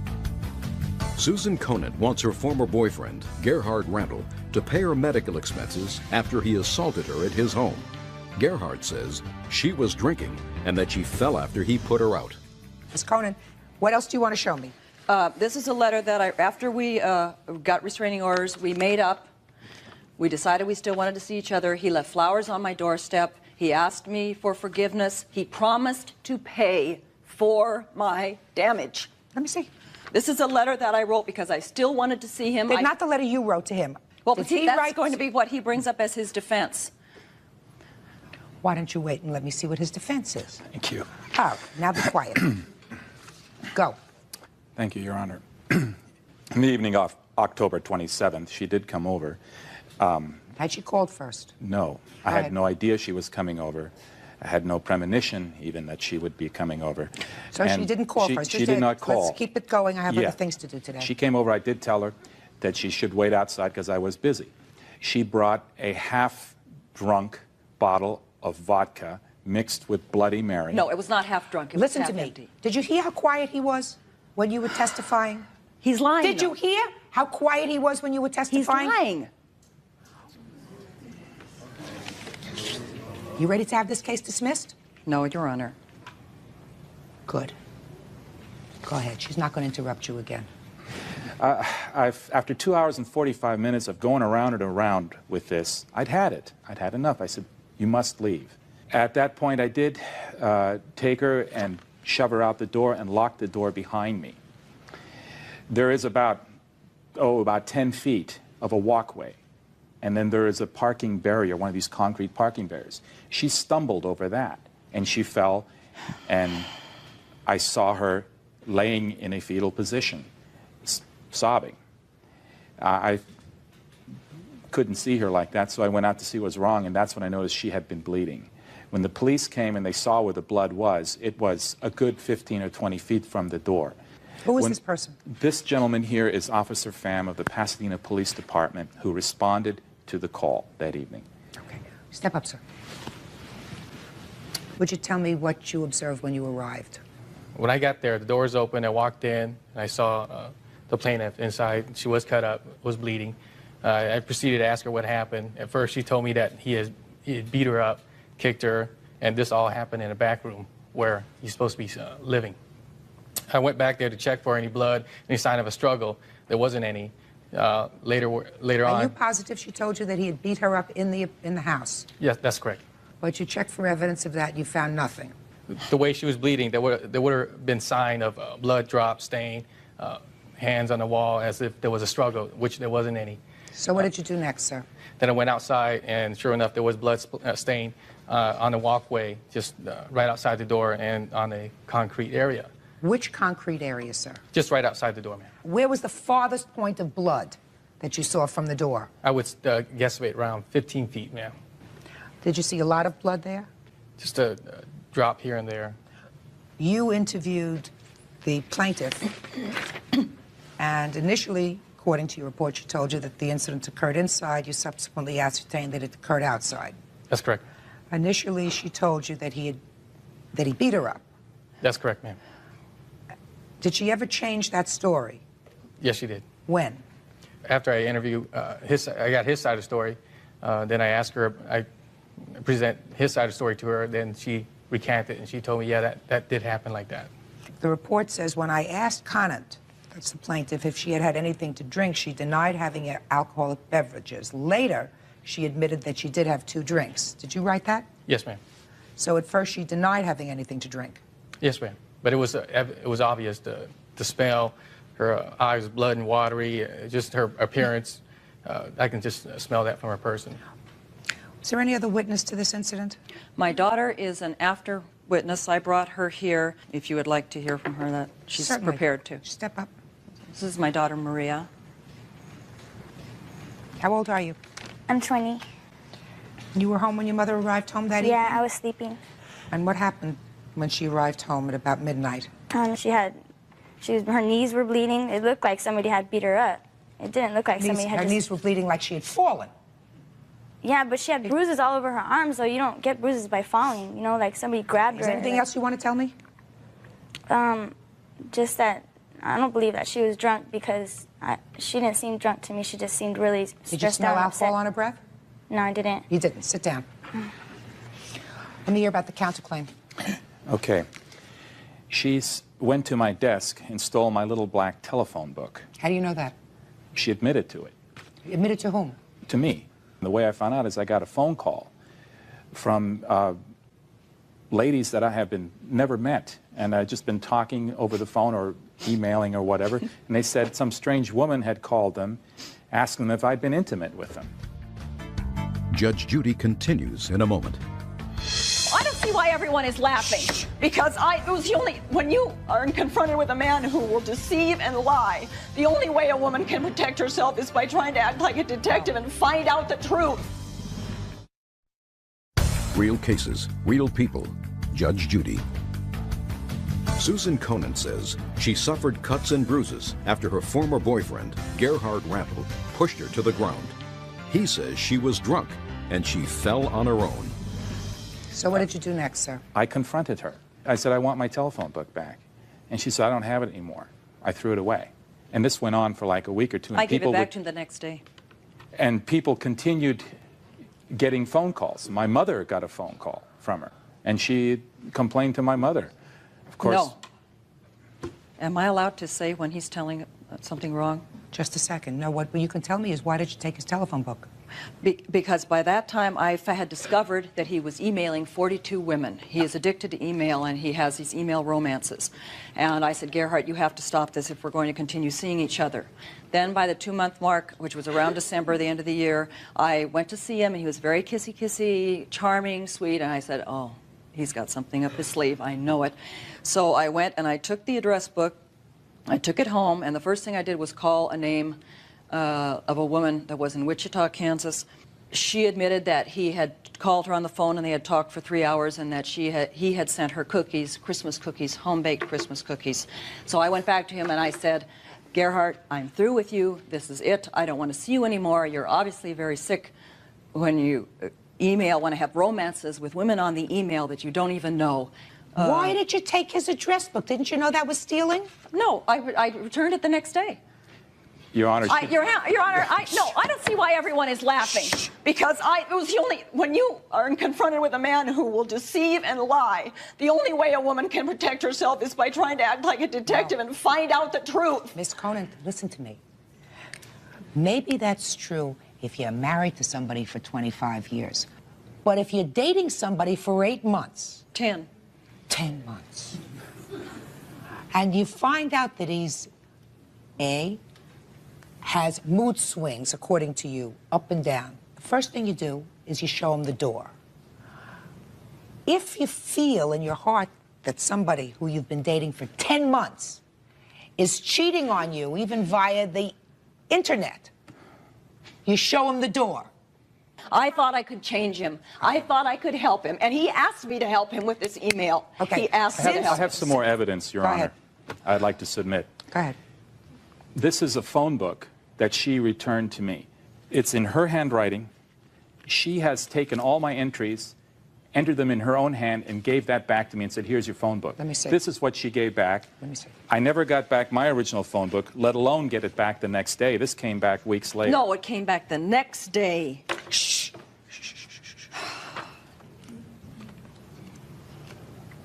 Are you saying to me, sir, all these entries are in her handwriting? Not all of them. I made a couple since, but you can recognize her Well, handwriting. just point it out to me. I can't recognize it. I'm going to compare it to her complaint signature, but all right. I'd like you to point it out to me. Well, he stole more than an address book from me. He stole my heart. Just a second, Miss Conant. I'm going to ask you a question.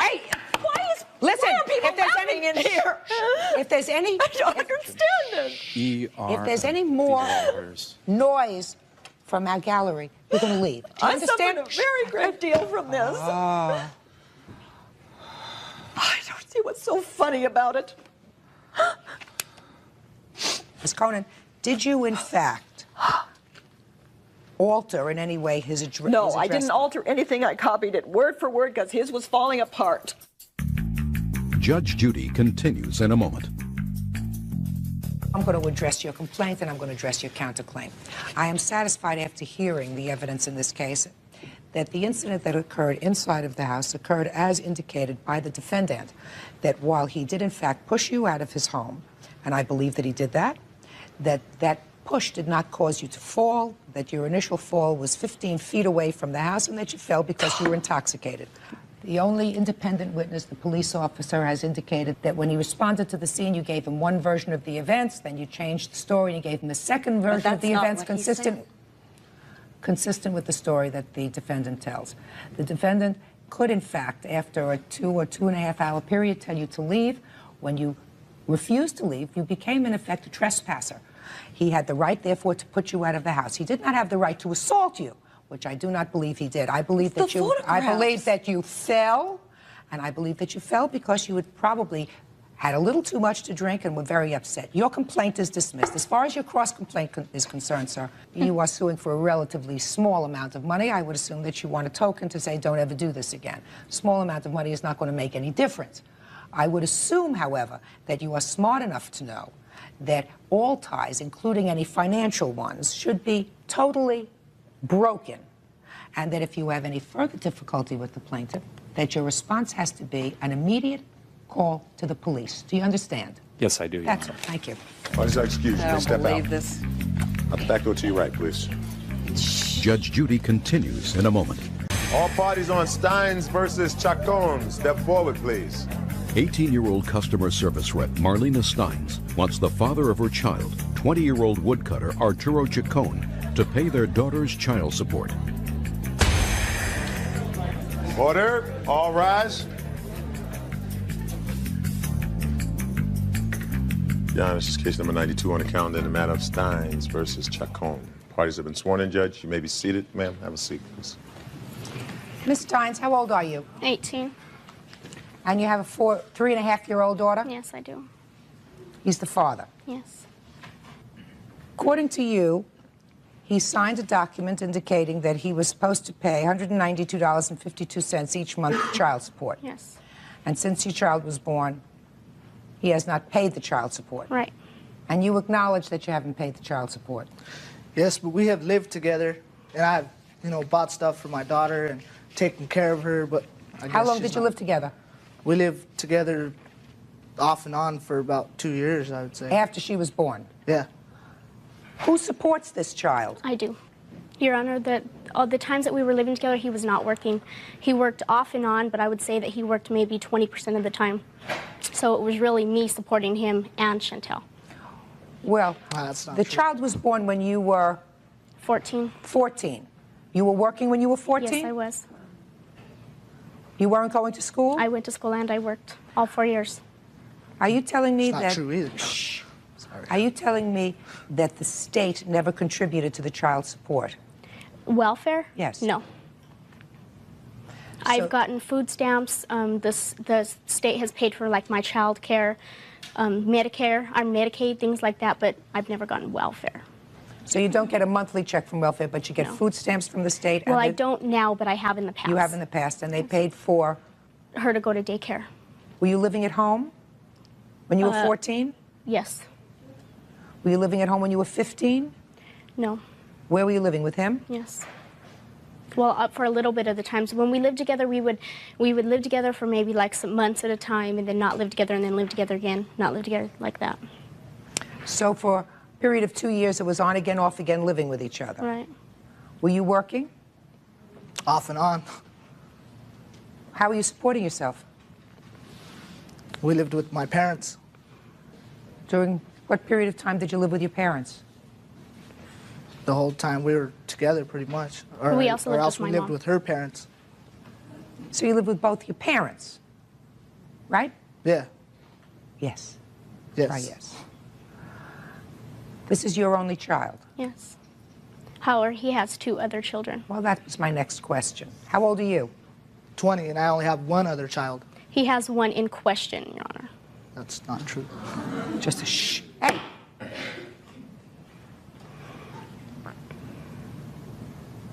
How much money did you make last year?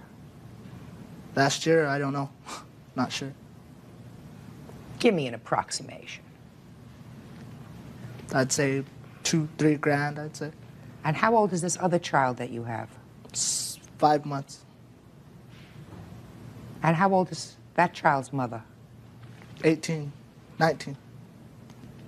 Where do you think you come off making $3,000 a year and making 2 babies?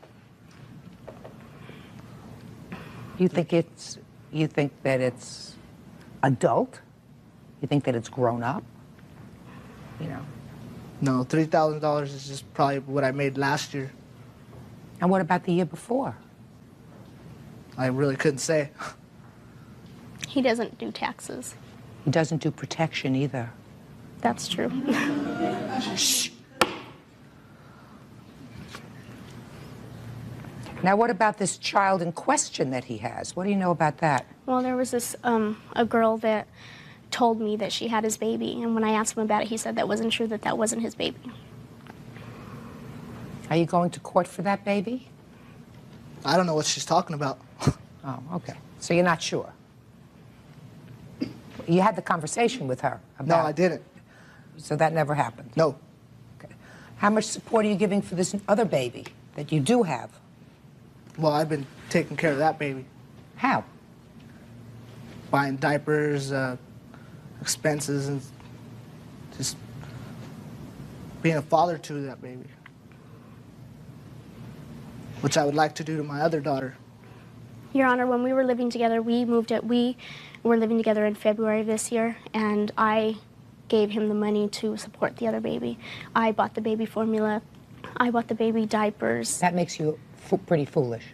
By choice. Just a second. Your Honor, at this time I thought that Andrew had grown up. I thought that How could you think? Listen to me.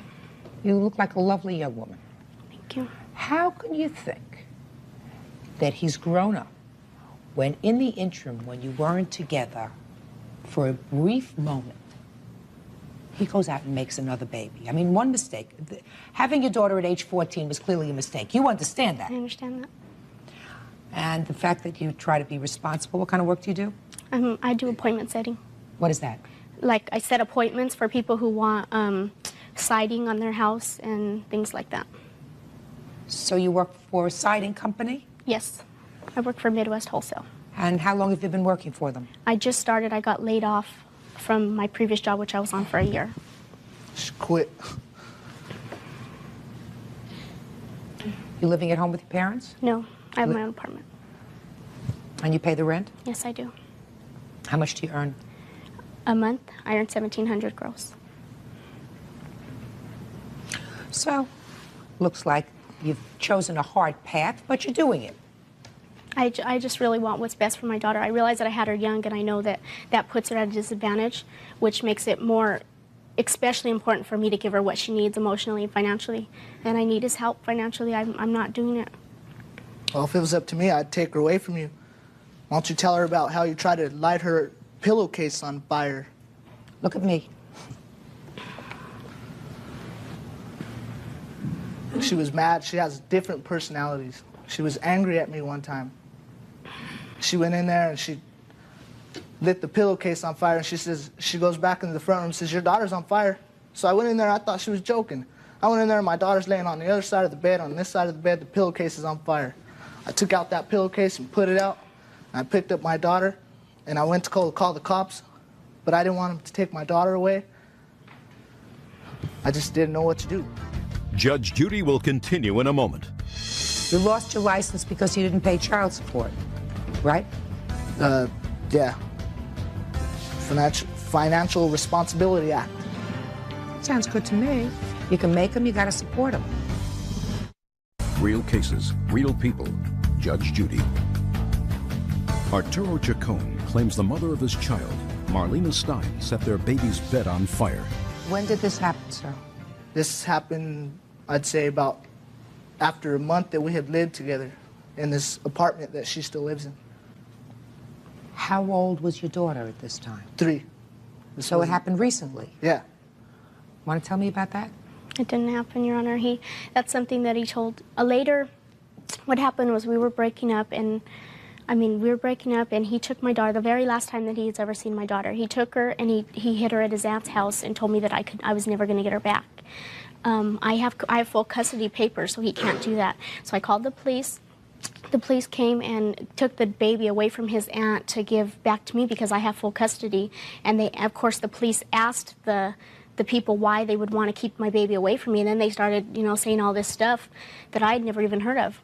You know, so I mean, it didn't happen.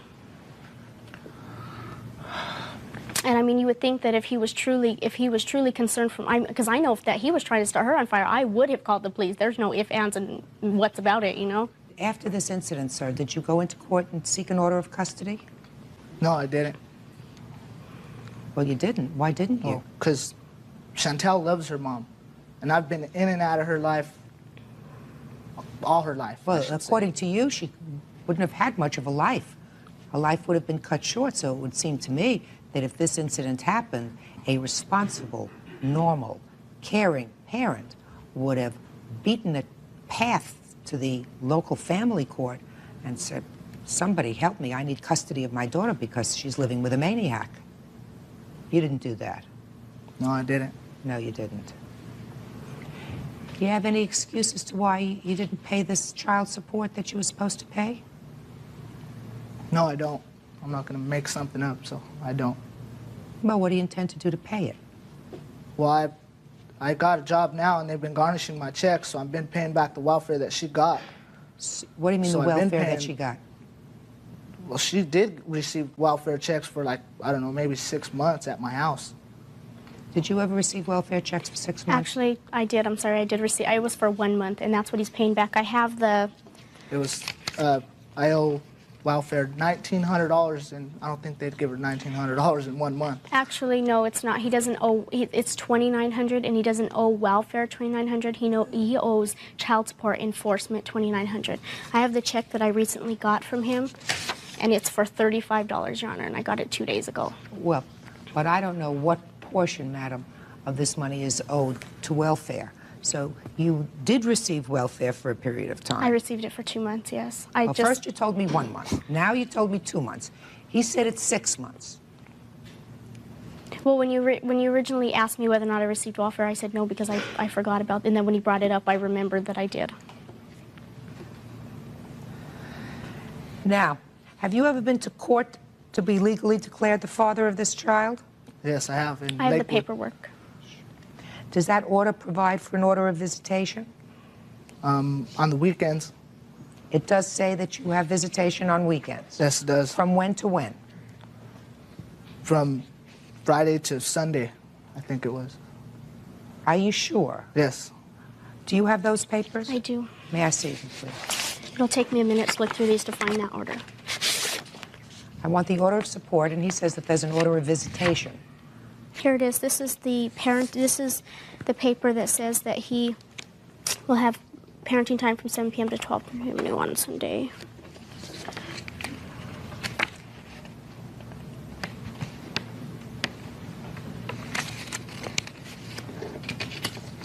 Okay, this provides for you to have parenting time, or what we call back east visitation, every other weekend from Friday evening at 7 o'clock until noon on Sunday.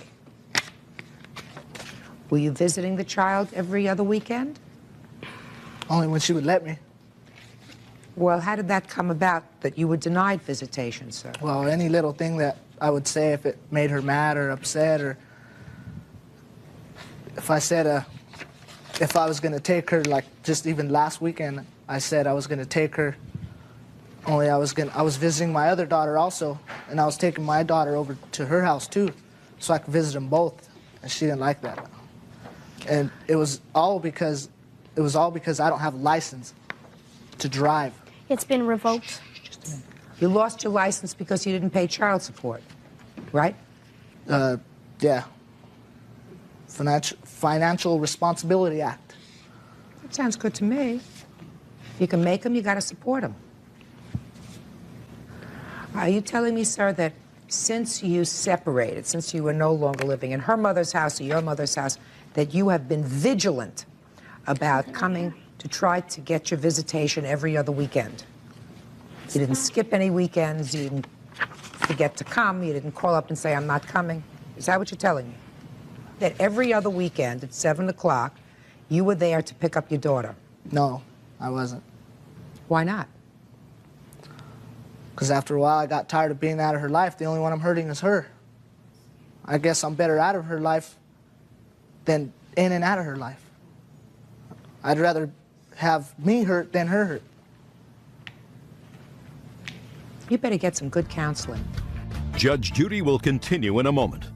That was my plan, to go to school and work. What do you mean, was your plan? Well, is my plan. You have to have more than a plan, sir. If you make babies, you need action, not a plan.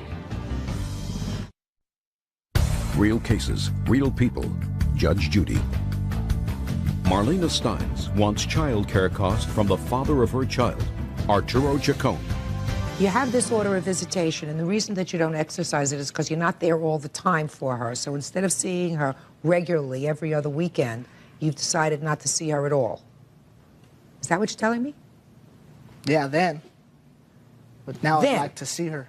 Then. Be in her life forever. All right, so that was then. So then she Get my didn't life prevent back you from together. seeing her. Then you just decided, if I can't be with her all the time, I'm not going to be with her at all because she'll forget about me. Now you want to go back into her life, right? Because now you realize that it was a mistake that you didn't see her. Is that what you're telling me? And stay in her life. By seeing her every other weekend. Yes. So that what Miss Stein says is accurate in her answer. That you were, sometimes you came, sometimes you didn't, sometimes she waited for you, the little girl, sometimes you didn't show up. That sounds right to you. No, it isn't right. But I mean, but that sounds accurate to you. Maybe right isn't the word, it wasn't right, but that sounds accurate to you. yeah. Yeah. You don't plan on having any more children with him, do you? No, I don't plan on having any more children, at least for the next 10 years. Good, you'll probably burn him.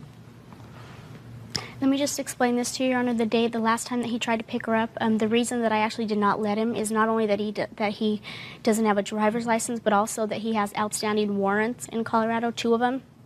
And if he gets picked up, if he gets pulled over with no driver's license and warrants, he goes to jail, and my daughter goes to social services. And he didn't. He held it. He kept it back from me that he was going to be driving with her. So as soon as I found out that he was going to be driving with her, I drove right there and picked her up. It's very hard for me to figure out exactly how much money he owes you. Because you're living at his mother's house, you're living at your mother's house, and what the order provided for, which was very early on, contemplated you living in your own residence, him living someplace else, and him contributing $192.50. Right, and that was from a minimum wage job, and at that time I think minimum wage was like $4.75 or something Well, let me like that. explain something to you. I don't think he's ever going to get beyond that. Right, not with his attitude. Right. But how long has it been now that you have been living in your own apartment? Without him? Without him? February. Since February? Since February. February, March, April, and May. So 4 months. And prior to that, he was living there. Yes, he was. He lived there from November to February. And prior to that, you were living at his mother's house or your mother's house? Prior to that, we were living apart. Prior to that, I was living at my mom's house, and he was living with his parents. So for the 4 months that you've been living alone in the apartment without him, he owes you about $770. Right? I also have copies of medical bills and things like that that I've paid for that I think that he should pay half of. You better start with the $770. Judge Judy will continue in a moment. You have to start making regular support payments, sir. Do you understand that? Yes, I do. Anybody can make a baby. You don't have to be a genius to make a baby. Dogs make babies. Cats make babies. Fish make babies. Do you understand? And most creatures take care of their babies, at least until their babies are old enough to take care of themselves. And they don't want to hear about my mother or my father going to school. Want to go to school? That's terrific. You make a couple of babies and you want to go to school. You go to school at night, you work during the day. Or you switch it around and you get 4 hours sleep and you work your butt off so that you can support the babies that you make. Yeah, that was my plan, to go to school and work. What do you mean, was your plan? well, is my plan. You have to have more than a plan, sir. If you make babies, you need action, not a plan. Well, it's in action, I guess I should say.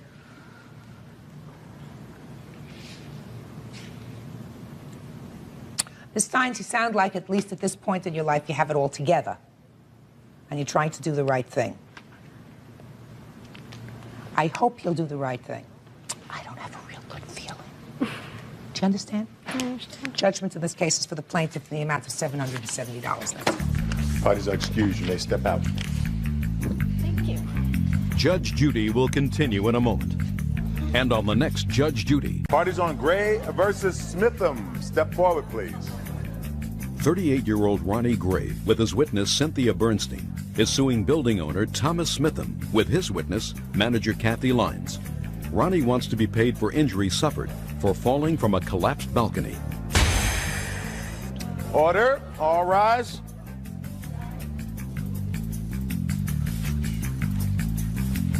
Yeah, this is case number 109 on the calendar in the matter of Gray versus Smitham. Parties have been sworn in, Judge. You may be seated. Ma'am, have a seat.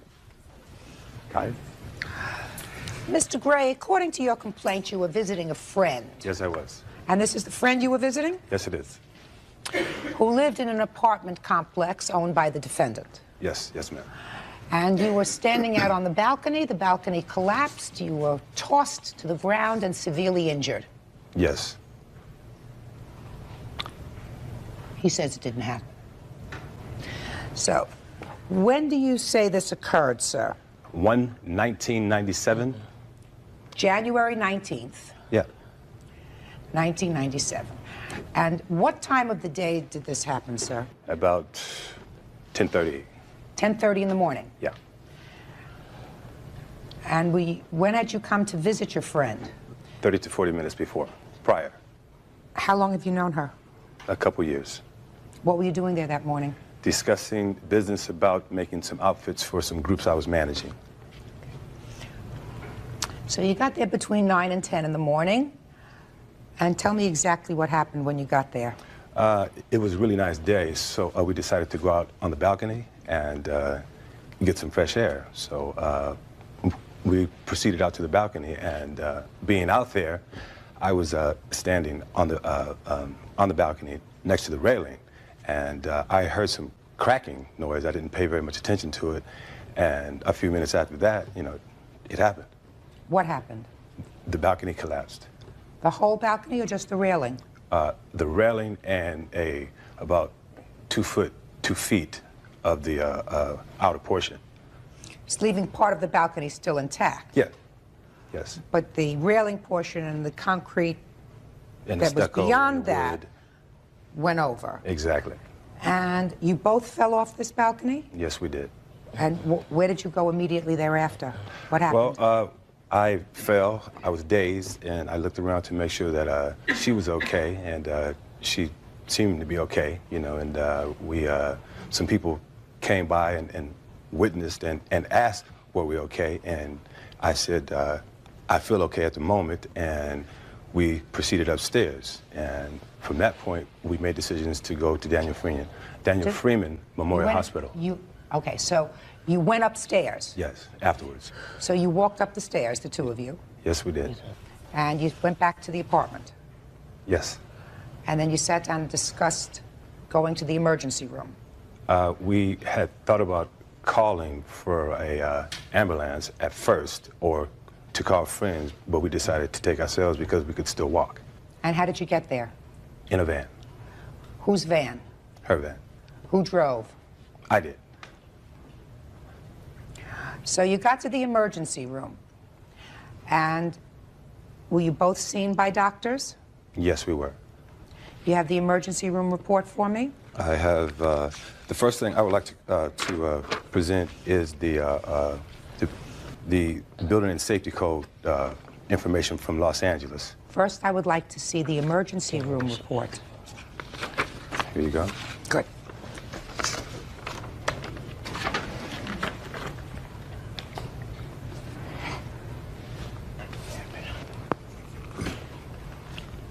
Were you admitted to the hospital, sir? For a few hours. According to your complaint, you had an extensive period of treatment. Is that right? Yes, afterwards. And according to your complaint, as soon as this happened, you called a friend to go and take photographs of the collapsed balcony. I didn't call a friend to do that. A friend met us at the hospital, and I made a decision to do that at that point. Okay. Did anybody take photographs of you? No. Well, did you have any visible marks on you of being injured? No. So you fell down this whole story and you had no cuts, bruises, anything external? No. No. No. And what is your name? Cynthia Bernstein. Did Miss Bernstein have photographs taken, if you know? Of herself? Yes. Not that I know, no. And did she have any external signs of injury? Cuts, bruises, No. trauma? None that On the I outside. could see. None that you could see? Right. Okay. Now, Mr. Smitham, you own this property? Yes. First, could you pass up those photographs to me? Miss Bernstein was a tenant of yours? Yes. Could I say something to this? I own the building, but my daughter runs the building and operates it and always has. Okay. And she has the information. I'm really not aware of. Step up. Good morning, Anna. Good morning. What is your name? Catherine Lyons, Lyons. Now, Miss Lyons, Miss Bernstein was a tenant of yours? Yes, she was. How long had she been a tenant? Approximately 8 months. You were aware of the collapse, partial collapse of a balcony in her apartment? Yes, Your Honor. And when did that occur? It happened on January 18th, not 19th, as the plaintiff stated. I may have been wrong about the date. Well, you certainly had the wrong date, sir, because according to you, the first thing that you said was this happened on 1/19/97, and your date of examination in the hospital was 1/18/97. So clearly, you were mistaken about the date. Yes. Right? Yes. Okay. Go ahead. This balcony, Your Honor, collapsed on the morning of January 18th. It fell approximately about 7 o'clock in the morning. My construction worker happened to be a tenant of mine who also lived on the premises, and he called me immediately when it happened. Just a second. You can't tell me what he said to you, but what time did you receive a call about 7 a.m. 7 a.m. How are you certain of the time, Ms. Lyons? I was getting my children ready for school. Okay. And what did you do when after you got that call? Dropped my children off and went straight over to the apartment building. What time did you arrive at the apartment building? I arrived approximately 9:15. If you can't behave yourself, then you're going to leave. Do you understand? Yes. Good. Judge Judy continues in a moment. Did your attorney advise you that he was not following through with your claim because he suspected that this was a fraudulent claim? No, he did not. They let the case go because Mrs. Davis had to leave town, and they needed both of us to discuss this matter further. That's a lot of baloney. Real cases, real people. Judge Judy. Ronnie Gray and his witness Cynthia Bernstein say they fell as a balcony collapsed at an apartment building owned by Thomas Smitham and managed by his daughter, Kathy Lyons. What did you see when you arrived at the apartment building? That the second-story balcony had collapsed onto it had collapsed. As I was there discussing the matter with the construction worker, I saw Miss Bernstein and this gentleman pull up in a van. They hadn't even been home prior to this happening. They pulled up, got out, went upstairs, and that was the last I saw of them. 2 or 3 months later, I get a letter from an attorney saying that they're suing us for just thousands and thousands of dollars of medical reports, and my husband, who happens to be an attorney, wrote a letter to them saying this is a fraudulent claim. We're not going to give it to our insurance agency. If you continue with this, we're going to report you. We're going to report it to the insurance commission. It was dropped immediately. And that was the last I heard of this until now. Now, not only, Your Honor, did this happen a year and a half ago, but their statute of limitations ran out in California. If they wanted to sue, they should have done this a long time ago. Well, I don't necessarily feel bound necessarily by statute of limitations, but I am kind of interested. Step up here. I am kind of interested, madam, in why your attorney did not pursue this claim. After the apartment was damaged like that, I went away. I went out of town, and only address they had to find me, because I had no place else to live after that, was at his place. So they had notified Where did him. you go out of town? Where? Yes. To Washington, D.C. That's where I'm originally from. I've been here for years, but I was born in Washington, D.C. Uh-huh. But you had originally contacted an attorney, or had Yes, he I did. contacted an attorney, or did he contact the attorney? We both did. But the attorney dropped the claim. That's because they couldn't find me. They kept... Well, they could find him. Right. They could find you. The attorney Exactly. dropped the claim. So let's discuss why the attorney dropped this claim. Let's be very careful about this. Did your attorney advise you that he was not following through with your claim because he suspected that this was a fraudulent claim? No, he did not. The only reason, if I may say, the only reason they let this case go, they felt we had a very, very good case. They let the case go because Mrs. Davis had to leave town, and they needed both of us to make certain dates to see them and to discuss this matter further. Mr. Gray, Yes. that's a lot of baloney. You want to know why it's a lot of baloney? I've been a lawyer for 35 years. Because you have a claim that is at least as valuable as her claim, and any lawyer who took your case would be most anxious to complete it, because if you were an invited guest of someone who lived in an apartment, sir, and as an invited guest you were standing out on the balcony collapsed, which means that they would be per se liable for any injury that you sustained, which means that there is absolute liability on their part. So there's not even an issue as to liability, Mr. Gray. And if you say you had long-term injuries as a result of this, then there would be absolutely no reason why a lawyer would drop your claim just because they couldn't get in touch with her. Okay. Absolutely none. So let's go further, sir. I'm going to ask you for a couple of things. I would like all of your medical reports. Did the lawyer send you to a doctor? Yes. Yes. Yes. Okay, so you went to see a lawyer. And on what day did you first go to see the lawyer? I don't know the exact date off the top of my head. How much because I don't after wanna the make incident? Huh? I don't want to make that same mistake again. How on the much dates. after the incident? A week, 2 weeks, 3 weeks? A week or so. A week or so? Yeah. In between going to the emergency room and going to the lawyer, what doctor did you see? Myself, I went to a family chiropractic group first, and then afterwards I ended up going to. Can I see? Showing me? Where's the other information here?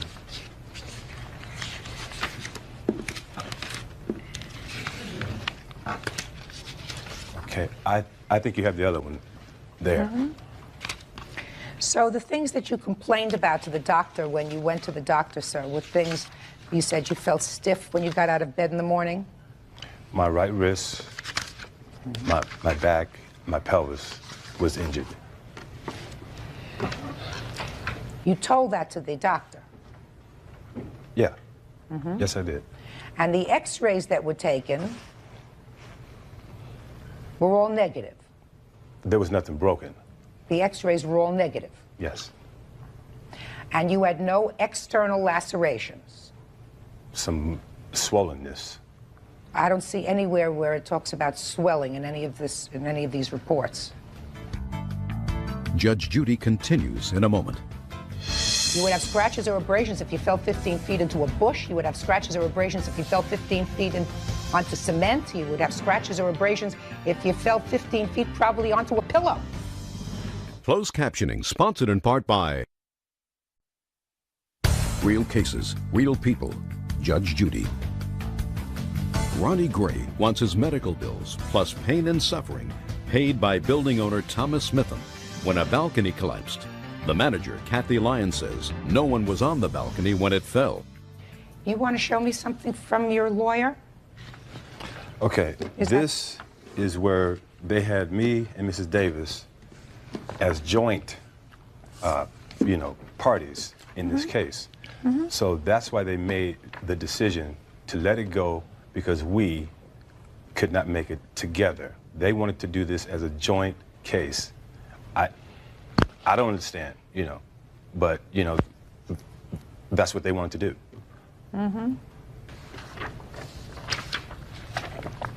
When was the last time you spoke to this lawyer? It's been several months. What several? 2 months, 3 months, 4 months? 3, 4 months.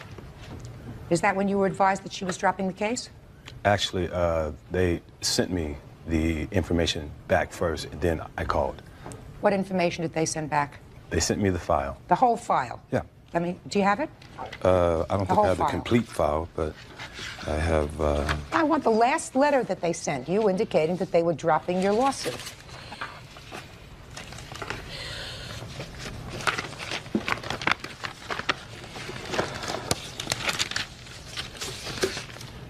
Here it is. Here's the one you want to see why they dropped it.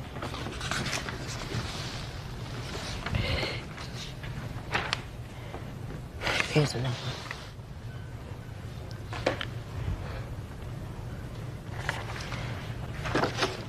That's awful news. I got 2 of these. Well, these letters were all sent to you. I know that. And they sent them to you directly. They sent us both. They sent it to you. They sent one letter to you directly. It is imperative that you contact this office. It's made out directly to you. Right. Not to her. So why didn't you go? They sent me the file. No. The lawyer called you to come in. The lawyer notified you on 2 separate occasions, at least from here, 2 separate occasions to come into the lawyer's office. By myself? Oh, yes. This letter is directed to you. You're Ronnie Gray, aren't you? Yes, I am. So why didn't you go to the office? I never missed any appointments with the lawyer, okay? Well, if you never missed any appointments with the lawyer, sir, then I can't understand it. But I do have a couple of questions from looking at this. Scott, chiropractor,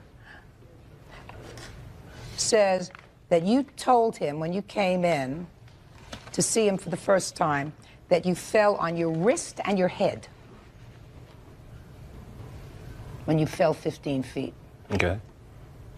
So you want me to believe, sir, that you fell 15 feet on your wrist and your head, causing you all kinds of problems, but that you had absolutely no abrasions, because this doctor saw absolutely no abrasions on you, not a scratch. You fell 15 feet on your head and your wrist, and you had no... There was a lot of shrubbery. If you look at the pictures, like a lot of ivory and weeds and whatnot, I can't explain to you why. Certainly, if there's a lot of shrubbery, you would have scratches and abrasions. You would have scratches or abrasions if you fell 15 feet into a bush. You would have scratches or abrasions if you fell 15 feet onto cement. You would have scratches or abrasions if you fell 15 feet probably onto a pillow. None of these doctors who saw you immediately after the incident, sir, saw any visible signs that you had taken a fall. Judge Judy continues in a moment. My last question to you is, your lawyers told you they were dropping the case because you hadn't been in touch with them. Why didn't you go to another lawyer? I didn't want to have another lawyer have to go through all this mess again. So what'd you sue them for? Huh? So what'd you sue them for? What did I sue them for? Yeah. Because of my losses and the doctor bills. Well, then why didn't you go through a lawyer? To another lawyer? Yeah, why didn't you go to a lawyer? Your lawyer wrote to you, you had doctor bills, you had medical bills. I assume there was another lawyer that I did contact, and he didn't want to get involved in it. Let me ask you this question, sir. This doctor, this chiropractic group that your lawyer sent you to, right, saw you a lot of times, right? Right. And had all these medical bills from the chiropractic group, right? A couple of $1,000s at least. Exactly. Right? Did you pay them? Did I pay them? Yeah. I wasn't able to pay them. So the answer is you didn't pay them? No, I did not pay them. This case is dismissed, that's all. Thank you, Your Honor. Parties are excused. You may step out. Judge Judy continues in a moment. And on the Judge Judy. Parties on Saul versus Piazza. Step forward, please. Accountant Avi Sull is suing Connie and Michael Piazza for not repaying a loan for their sports bar. Order. All rise.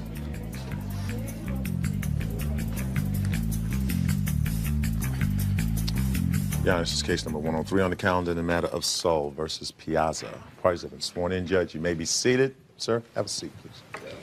According to your complaint, sir, you pledged some shares in a credit union for a loan for these people 5 years ago, right?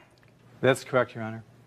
And you say that for the first year and some months, they paid this loan, That's correct, Your Honor. and then they defaulted. That's correct, Your Honor. And your shares in this credit union were taken.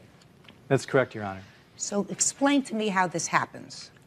Good morning, Your Honor. It's really a privilege to be in front of you.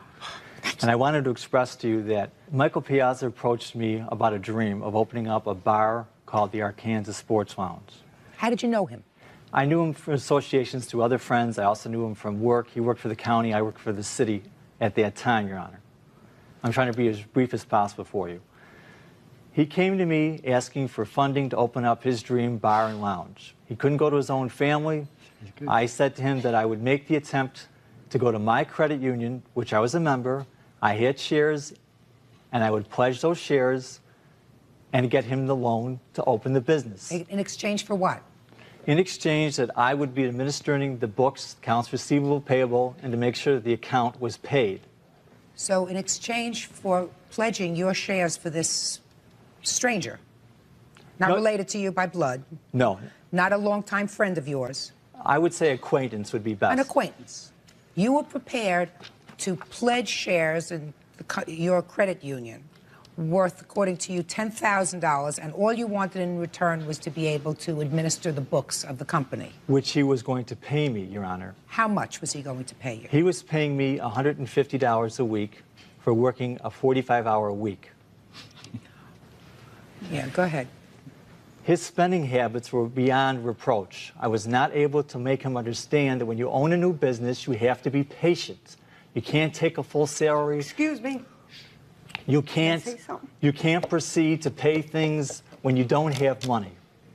As the business had problems, as the business was going on, he chose to use his countermate, his wife, to now get involved with the business. And they pushed me aside, Your Honor. They pushed me aside because they no longer needed Avi. They didn't need his money. They didn't need his confidence. They didn't need his trust. So they pushed me aside. We don't need Avi. They go ahead, they run the business to the ground. The loan goes into default. Lo and behold, I have to be responsible for this loan. Now the loan gets further into default. So now what I want you to do, Mr. Sull, is show me the paper trail of the loan that you made from your credit union, the check that you gave to the Piazzas, and the default on that loan. And I want to see all the paper. What I have for you, Honor, is the promissory note for the amount of money that was borrowed. Let me see it. The promissory note that he signed that he owed me. And then this is a breakdown that shows you the amount of the shares that was transferred toward the delinquent loan, and it showed a zero balance.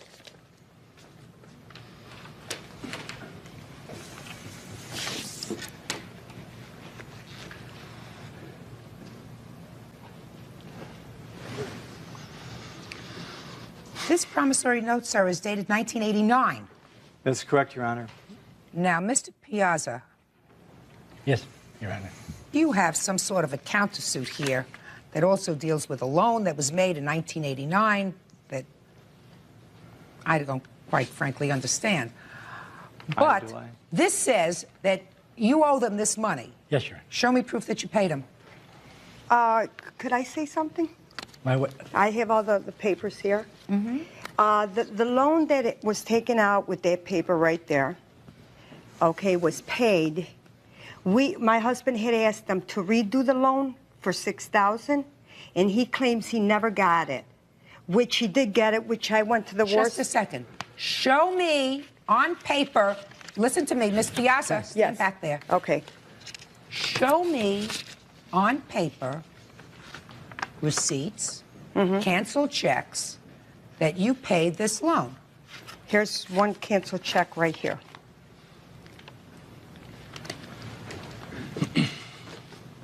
Your Honor. All right. This is 1991. Right, we were a check making for payments. Check for $350. We were paying that every month. Show me. Well, Show me. I have one check here from 1991. Show me that this was paid. Show me. Okay, also, he filed bankruptcy, which their loan went into bankruptcy. He didn't have to finish paying for it, which they held a judgment against us that he told us he never got $6,000, and he did. Second. Just a second. So what you're saying is... The loan that was over... It's complicated. You're telling me it's complicated. Did you, in fact, at some point file for bankruptcy? Yes. Now, may I elaborate?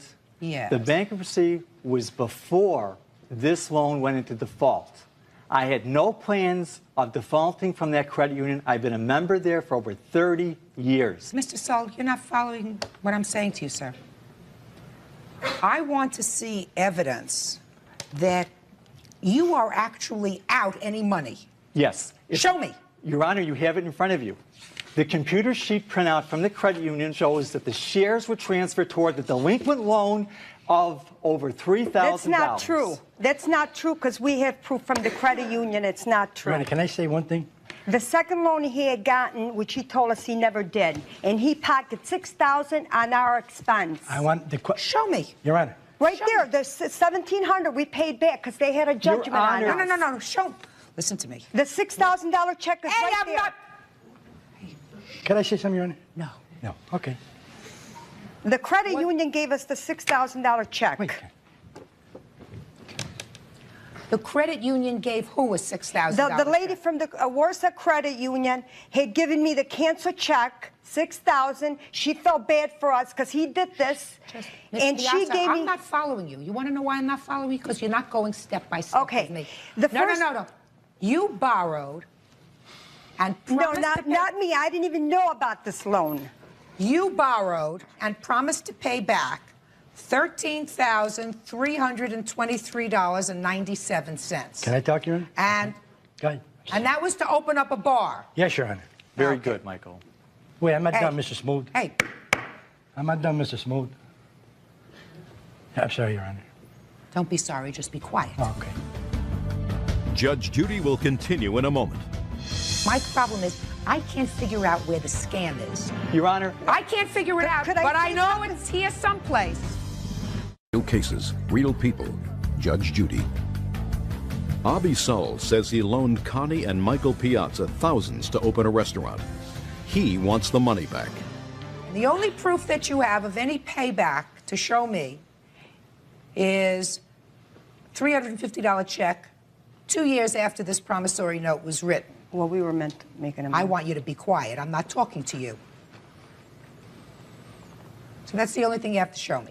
But he says that for the first 14 months, you did in fact pay back this loan. So that brings us up to somewhere around 1991. Now, you say that he took out another loan for $6,000 against his credit union. Right. Somehow implicating you, that you are responsible for. Well, you had and that you had to pay some $1,700 for. May I talk, Your Honor? So I want you to show me. In 1989, I have a check made out to you, sir, for $6,000 from this credit union. And what was that for?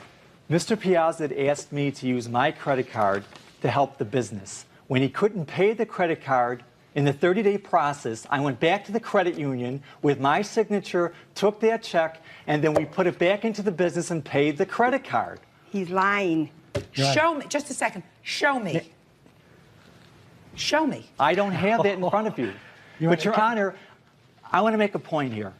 Why would I take a $6,000 check, against his signature when he was with me every step of the way with this business, and place it somewhere else. Quite frankly, Mr. Sull, I have absolutely no idea why a man who is at least articulate, you are clearly an articulate man, would take out $13,000. Put your hand down. Yes, $13,000 and another $6,000 to give to people who you indicate.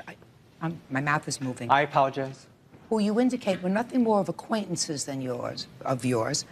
And in exchange for that, you weren't getting a piece of the business, you weren't getting a percentage of the business, you weren't getting a percentage of the profits. What you were getting was a salary, according to you, of $150 a week for a 48-hour week to do their books. That is the dumbest thing I ever heard, and you don't impress me as being a dumb man. So my problem is, I can't figure out where the scam is. Your Honor. I can't figure it out, but I know it's here someplace. But, Your Honor, I would like to interject one thing. Can I talk, Your Honor? Your Honor, No, now I'm going to hear him. His ideas or intentions were he was going to be part of the business. We became good friends, and everything was good. Now, as the time went on, the business got not as good as we wanted to. I needed more money for it. So I asked him, I says, Abby, we need another favor. Can you go to the credit union? So he says, okay, Mike, let me see what we can do. So I got my partner at the time. We signed everything else. He got his ex-wife involved to sign the papers, and then turned around, came back, and said, Mike, they refused me. I said, Show oh, me boy. the papers. Pardon? Show me the papers. Well, that's a $6,000 loan. All I see is right. He got the check, and that's what you're telling me. That doesn't say it here. All it says When is he a lied to me and said check. he never got the money. I What I want to know is what did he do with the $6,000? I want to know where you paid him back the $13,000. I want to see that. Your Honor, the first loan that we got, I was paying on it, okay? The $350. Show me. I don't have the papers here. We just had the one check that we were paying monthly. Just a second. If you paid back $350 monthly, and you paid that over a period of 2 years, that doesn't bring you to $13,000. Well, Your Honor, in Chip... well, he filed bankruptcy. In 1990... I didn't ask you a question. In 1990, I filed for a Chapter 13. You filed for a Chapter 13? Yes. And when you filed for bankruptcy, you paid back certain of your creditors as best as you could. Yes, right. But you didn't finish paying him back. Is that correct? Your Honor, the reason why... Judge, I didn't ask you the reason. Okay. I said you didn't finish paying him back. Right. He took enough from us. I am shocked by that, Connie. Well, you should That be. hurts me. Well, you I should gave my heart and soul to you. Oh. Talk to the judge. Just a second. Bird, would you do me a favor? Yes. Put her out. Ma'am, this way.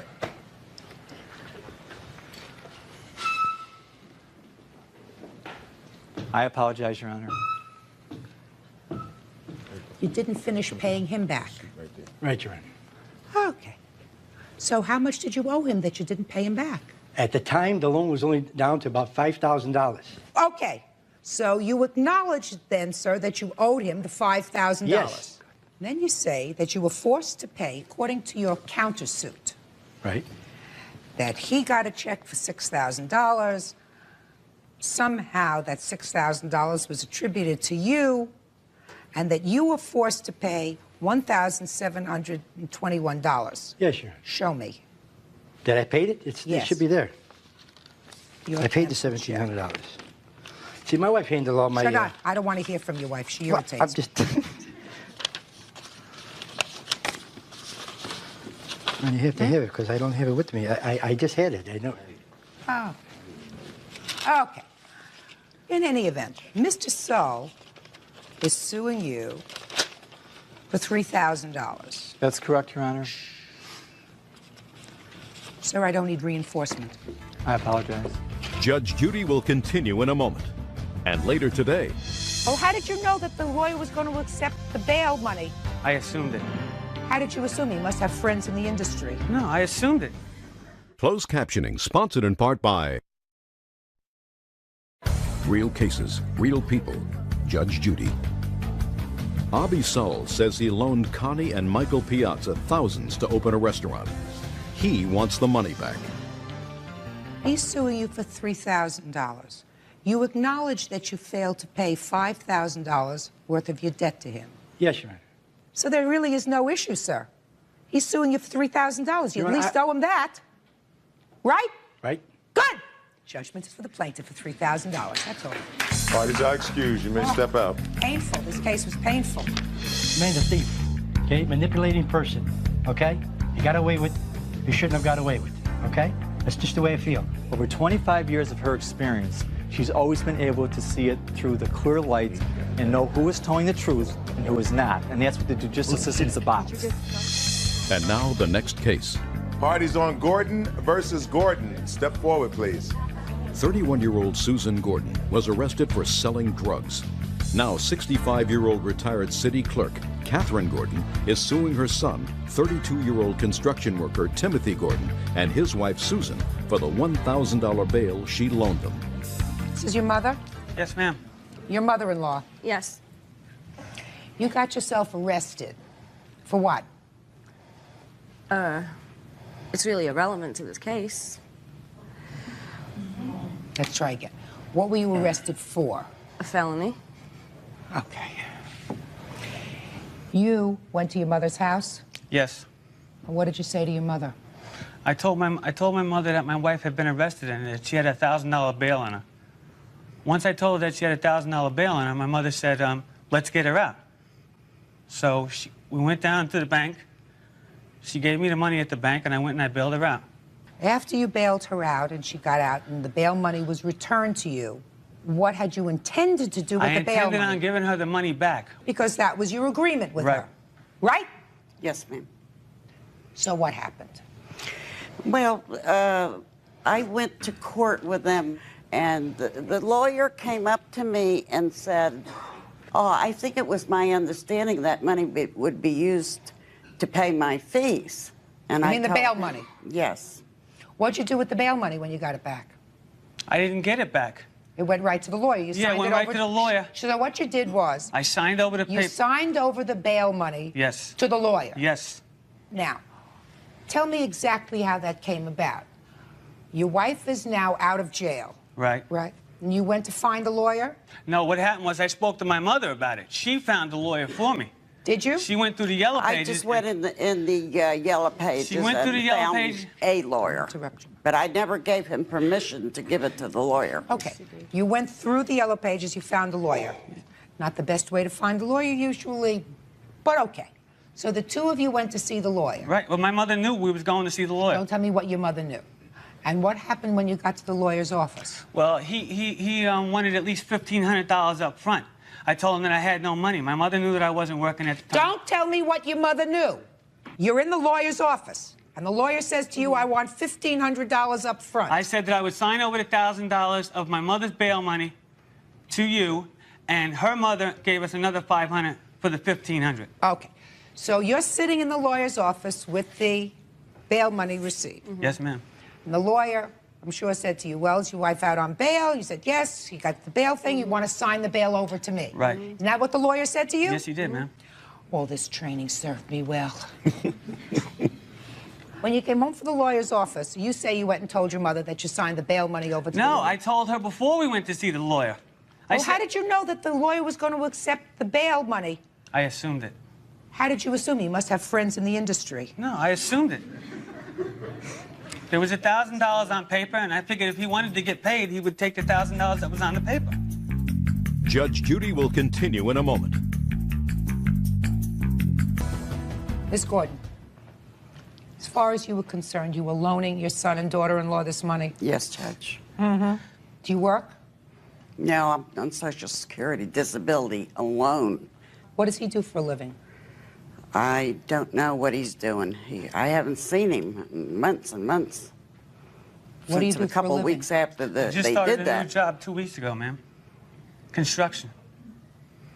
คุณเคยสงสัยไหมว่าผู้ชายวัย60จะทำอย่างไรเมื่อร่างกายยังเต็มไปด้วยความปรารถนา หลังจากเสียคู่ครองเขาแต่งงานใหม่ แต่วันละ2-3 ครั้ง ความรักบั้นปลายของเขาจะจบลงอย่างไร ความสุขหรือความผิดพลาดเรื่องนี้จะสอนคุณได้มากกว่าที่คิด คุณจะไม่อยากพลาดตอนจบ หลังจากเสียคู่ครองแต่งงานใหม่ในวัยบั้นปลายวันละ2-3 ครั้ง จุดจบของสามีวัย60 ปีที่ติดแซกชายวัย60 ปีคนหนึ่งชื่อสมชายเขาเพิ่งสูญเสียภรรยาที่อยู่ด้วยกันมากกว่า30 ปีบ้านหลังเก่าที่เต็มไปด้วยความทรงจำกลายเป็นความว่างเปล่าความเหงาและความโหยหาความรักตามหลอกหลอนเขาในทุกค่ำคืนหลังจากผ่านช่วงเวลาแห่งความเศร้าสมชายตัดสินใจแต่งงานใหม่ภรรยาคนใหม่ชื่อมาลี เธออายุน้อยกว่าเขาเกือบ30 ปีรอยยิ้มและความสดใสของเธอทำให้บ้านหลังเดิมกลับมามีชีวิตอีกครั้ง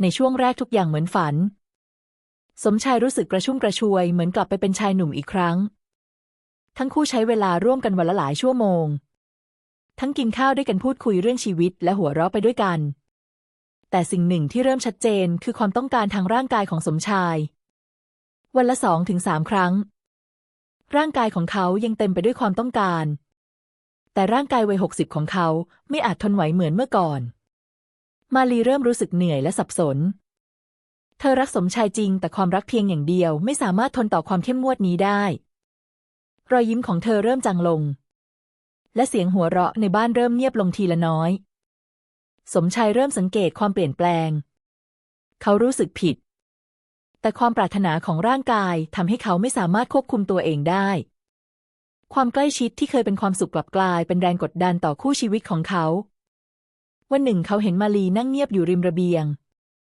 สายลมเย็นพัดผ่านใบหน้าเธอไม่พูดอะไรแต่สายตาของเธอเต็มไปด้วยความเหนื่อยล้าและความเศร้าสมชายหยุดอยู่ตรงนั้นเขาเริ่มคิดถึงชีวิตที่ผ่านมาชีวิตที่เต็มไปด้วยความรักและการให้เกียรติซึ่งกันและกันเขานึกถึงภรรยาคนแรกความอดทนความเข้าใจและความรักที่แท้จริงเขาเริ่มสงสัยความสุขที่แท้จริงคืออะไรมันคือความเร่งรีบในความต้องการร่างกายหรือเป็นการอยู่ร่วมกันด้วยใจจริงเสียงหัวใจของเขากำลังบอกให้เขาเรียนรู้บทเรียนชีวิตครั้งใหญ่สมชายเริ่มวางแผนเขาไม่รู้ว่าผลลัพธ์จะเป็นอย่างไรแต่เขารู้ว่าหากไม่เปลี่ยนเขาอาจสูญเสียสิ่งที่สำคัญที่สุดไปสมชายเริ่มตื่นเช้าในวันต่อมาแสงแดดอ่อนๆส่องเข้ามาทางหน้าต่างบ้านเต็มไปด้วยความเงียบเพียงเสียงนกร้องและสายลมที่พัดผ่านต้นไม้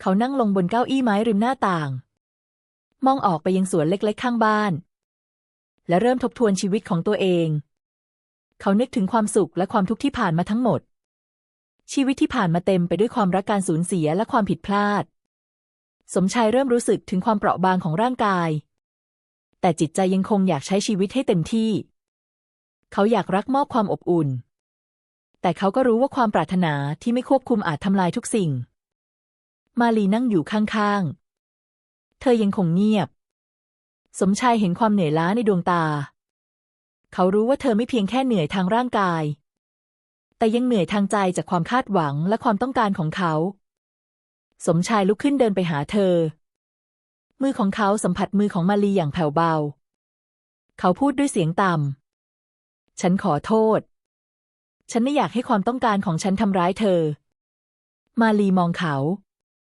น้ำตาไหลลงมาอย่างไม่รู้ตัวฉันเข้าใจแต่ฉันก็เหนื่อยเธอพูดด้วยเสียงสั่นความรักมันไม่ใช่แค่เรื่องของร่างกายฉันต้องการความเข้าใจและความอบอุ่นใจสมชายเริ่มเข้าใจสิ่งที่เขามองข้ามไปเขามองกลับไปที่ตัวเองที่ผ่านมาทั้งชีวิตเขาให้ความสำคัญกับสิ่งที่เห็นทันตาแต่ลืมมองสิ่งที่สำคัญที่สุดหัวใจของคนที่รักเขาวันต่อมาเขาเริ่มปรับเปลี่ยนชีวิตเขาลดความเร่งรีบของร่างกายหันมาใช้เวลาอยู่กับมาลีอย่างสงบพวกเขาเริ่มพูดคุยกันมากขึ้นกินข้าวด้วยกันพูดคุยเรื่องความฝันฟังเพลงเก่าๆและนั่งชมสวนเล็กๆข้างบ้านสมชายค้นพบว่าความรักที่แท้จริงไม่ได้อยู่ที่จำนวนครั้งหรือความรุนแรงแต่เป็นการให้เวลาฟังใจและใส่ใจซึ่งกันและกันรอยยิ้มของมาลีเริ่มกลับมาเสียงหัวเราะกลับมาดังอีกครั้งในบ้าน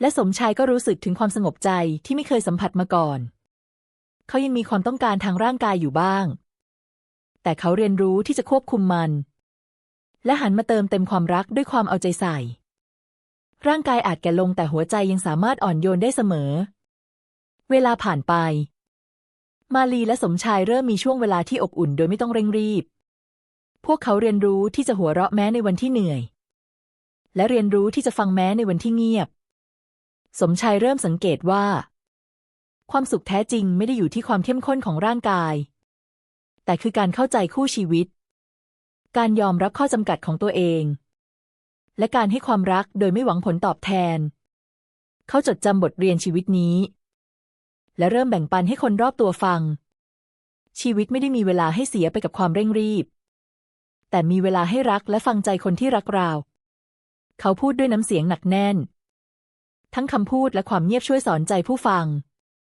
บางวันสมชายและมาลีนั่งอยู่ข้างระเบียงมองท้องฟ้าเปลี่ยนสีตามแสงอาทิตย์เสียงนกร้องเสียงลมพัดผ่านและความเงียบนี้เต็มไปด้วยความสุขพวกเขาไม่ต้องพูดอะไรเพียงแค่มีอยู่ร่วมกันก็เพียงพอแล้วแม้ร่างกายสมชายเริ่มอ่อนล้าเขาก็ไม่เคยลืมบทเรียนที่ได้เรียนรู้เขาเริ่มให้ความสำคัญกับความเข้าใจและความอบอุ่นใจมากกว่าความต้องการทางร่างกายเขารู้ว่าการรักอย่างแท้จริงคือการให้เกียรติและใส่ใจชีวิตของพวกเขาเริ่มมีความสงบบ้านที่เคยเงียบกลับเต็มไปด้วยเสียงหัวเราะแต่ไม่ใช่เสียงหัวเราะของความร้อนแรงแต่เป็นเสียงหัวเราะของความเข้าใจและความสุขที่เกิดจากความสัมพันธ์ที่แท้จริงสมชายเริ่มเล่าเรื่องราวของตัวเองให้เพื่อนๆฟังเรื่องราวของชายวัย60ที่เรียนรู้ว่าความรักไม่ได้อยู่ที่จำนวนครั้งแต่ความรักอยู่ที่ความเอาใจใส่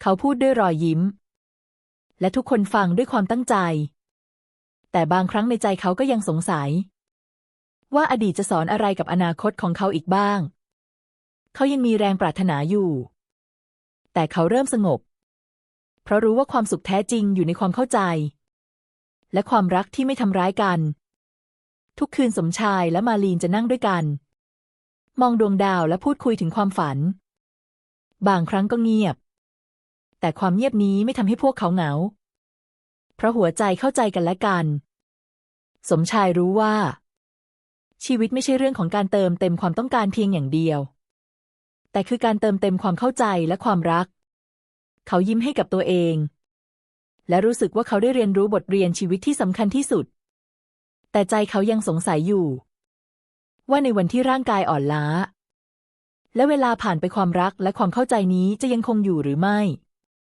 หลายเดือนผ่านไปสมชายและมาลีเริ่มมีชีวิตประจำวันที่เรียบง่ายแต่เต็มไปด้วยความอบอุ่นเช้าของทุกวันเริ่มต้นด้วยกาแฟหอมๆเสียงน้ำเดือดในกะน้ำและเสียงหัวเราะเบาๆของมาลีที่เรียกเขาลงมารับประทานอาหารเช้าแม้ร่างกายของสมชายไม่เหมือนเมื่อวัยหนุ่มเขากลับรู้สึกว่าหัวใจของเขายังเต็มไปด้วยพลังของความรักและความเข้าใจแต่บางครั้งเขาก็ยังต้องต่อสู้กับความต้องการทางร่างกายที่ยังคงอยู่มันไม่ใช่ความผิดของใครแต่มันคือความเป็นมนุษย์มาลีเริ่มเข้าใจและบางครั้งเธอก็ยิ้มให้อย่างอ่อนโยนเราจะค่อยๆเรียนรู้ไปด้วยกันเธอพูดอย่างใจเย็นและนั่นทำให้สมชายรู้สึกสงบขึ้นความรักไม่ใช่การแข่งขันแต่เป็นการอยู่ด้วยกันอย่างเข้าใจวันหนึ่งสมชายตัดสินใจพาเธอไปเดินเล่นในสวนสาธารณะ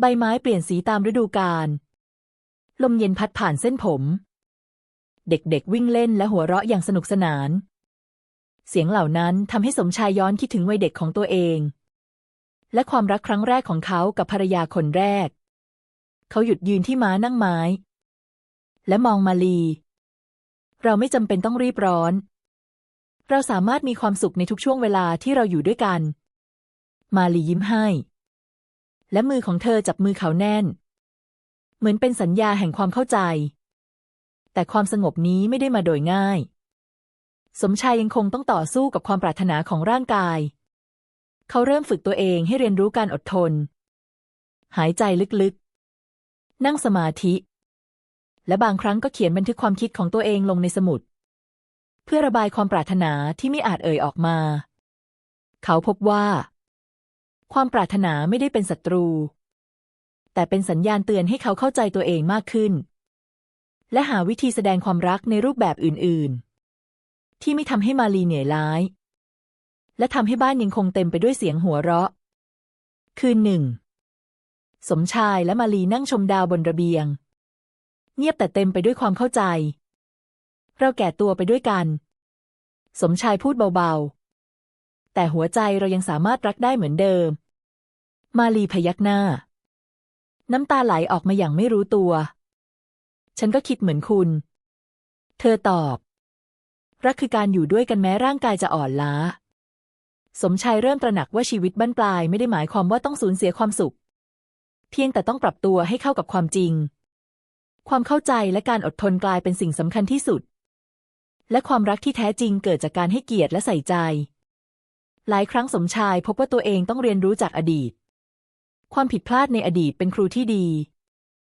ทำให้เขาไม่ทำลายความสัมพันธ์ในปัจจุบันและทำให้เขารู้คุณค่าของความสงบและความเข้าใจวันหนึ่งมีเพื่อนเก่ามาเยี่ยมเห็นสมชายและมาลีอยู่ด้วยกันอย่างสงบเพื่อนถามด้วยความสงสัยยังเหมือนเดิมไหมคุณทั้งสองยังคงใกล้ชิดกันเหมือนก่อนสมชายยิ้มเราสนิทกันในแบบของเราบางครั้งความรักไม่ใช่เรื่องของร่างกายแต่เป็นเรื่องของใจเพื่อนฟังแล้วเงียบและเริ่มเข้าใจสมชายไม่ได้สูญเสียความรักไปแต่เขาได้เรียนรู้วิธีรักที่แท้จริงแม้ร่างกายจะไม่เหมือนเดิมแต่หัวใจยังคงอบอุ่นและอ่อนโยนบางครั้งสมชายมองย้อนกลับไปคิดถึงความสุขและความผิดพลาดที่ผ่านมาเขารู้สึกขอบคุณทุกบทเรียนและรู้ว่าไม่มีอะไรสำคัญไปกว่าการอยู่ร่วมกันด้วยใจจริงและการให้ความรักโดยไม่ทำร้ายใคร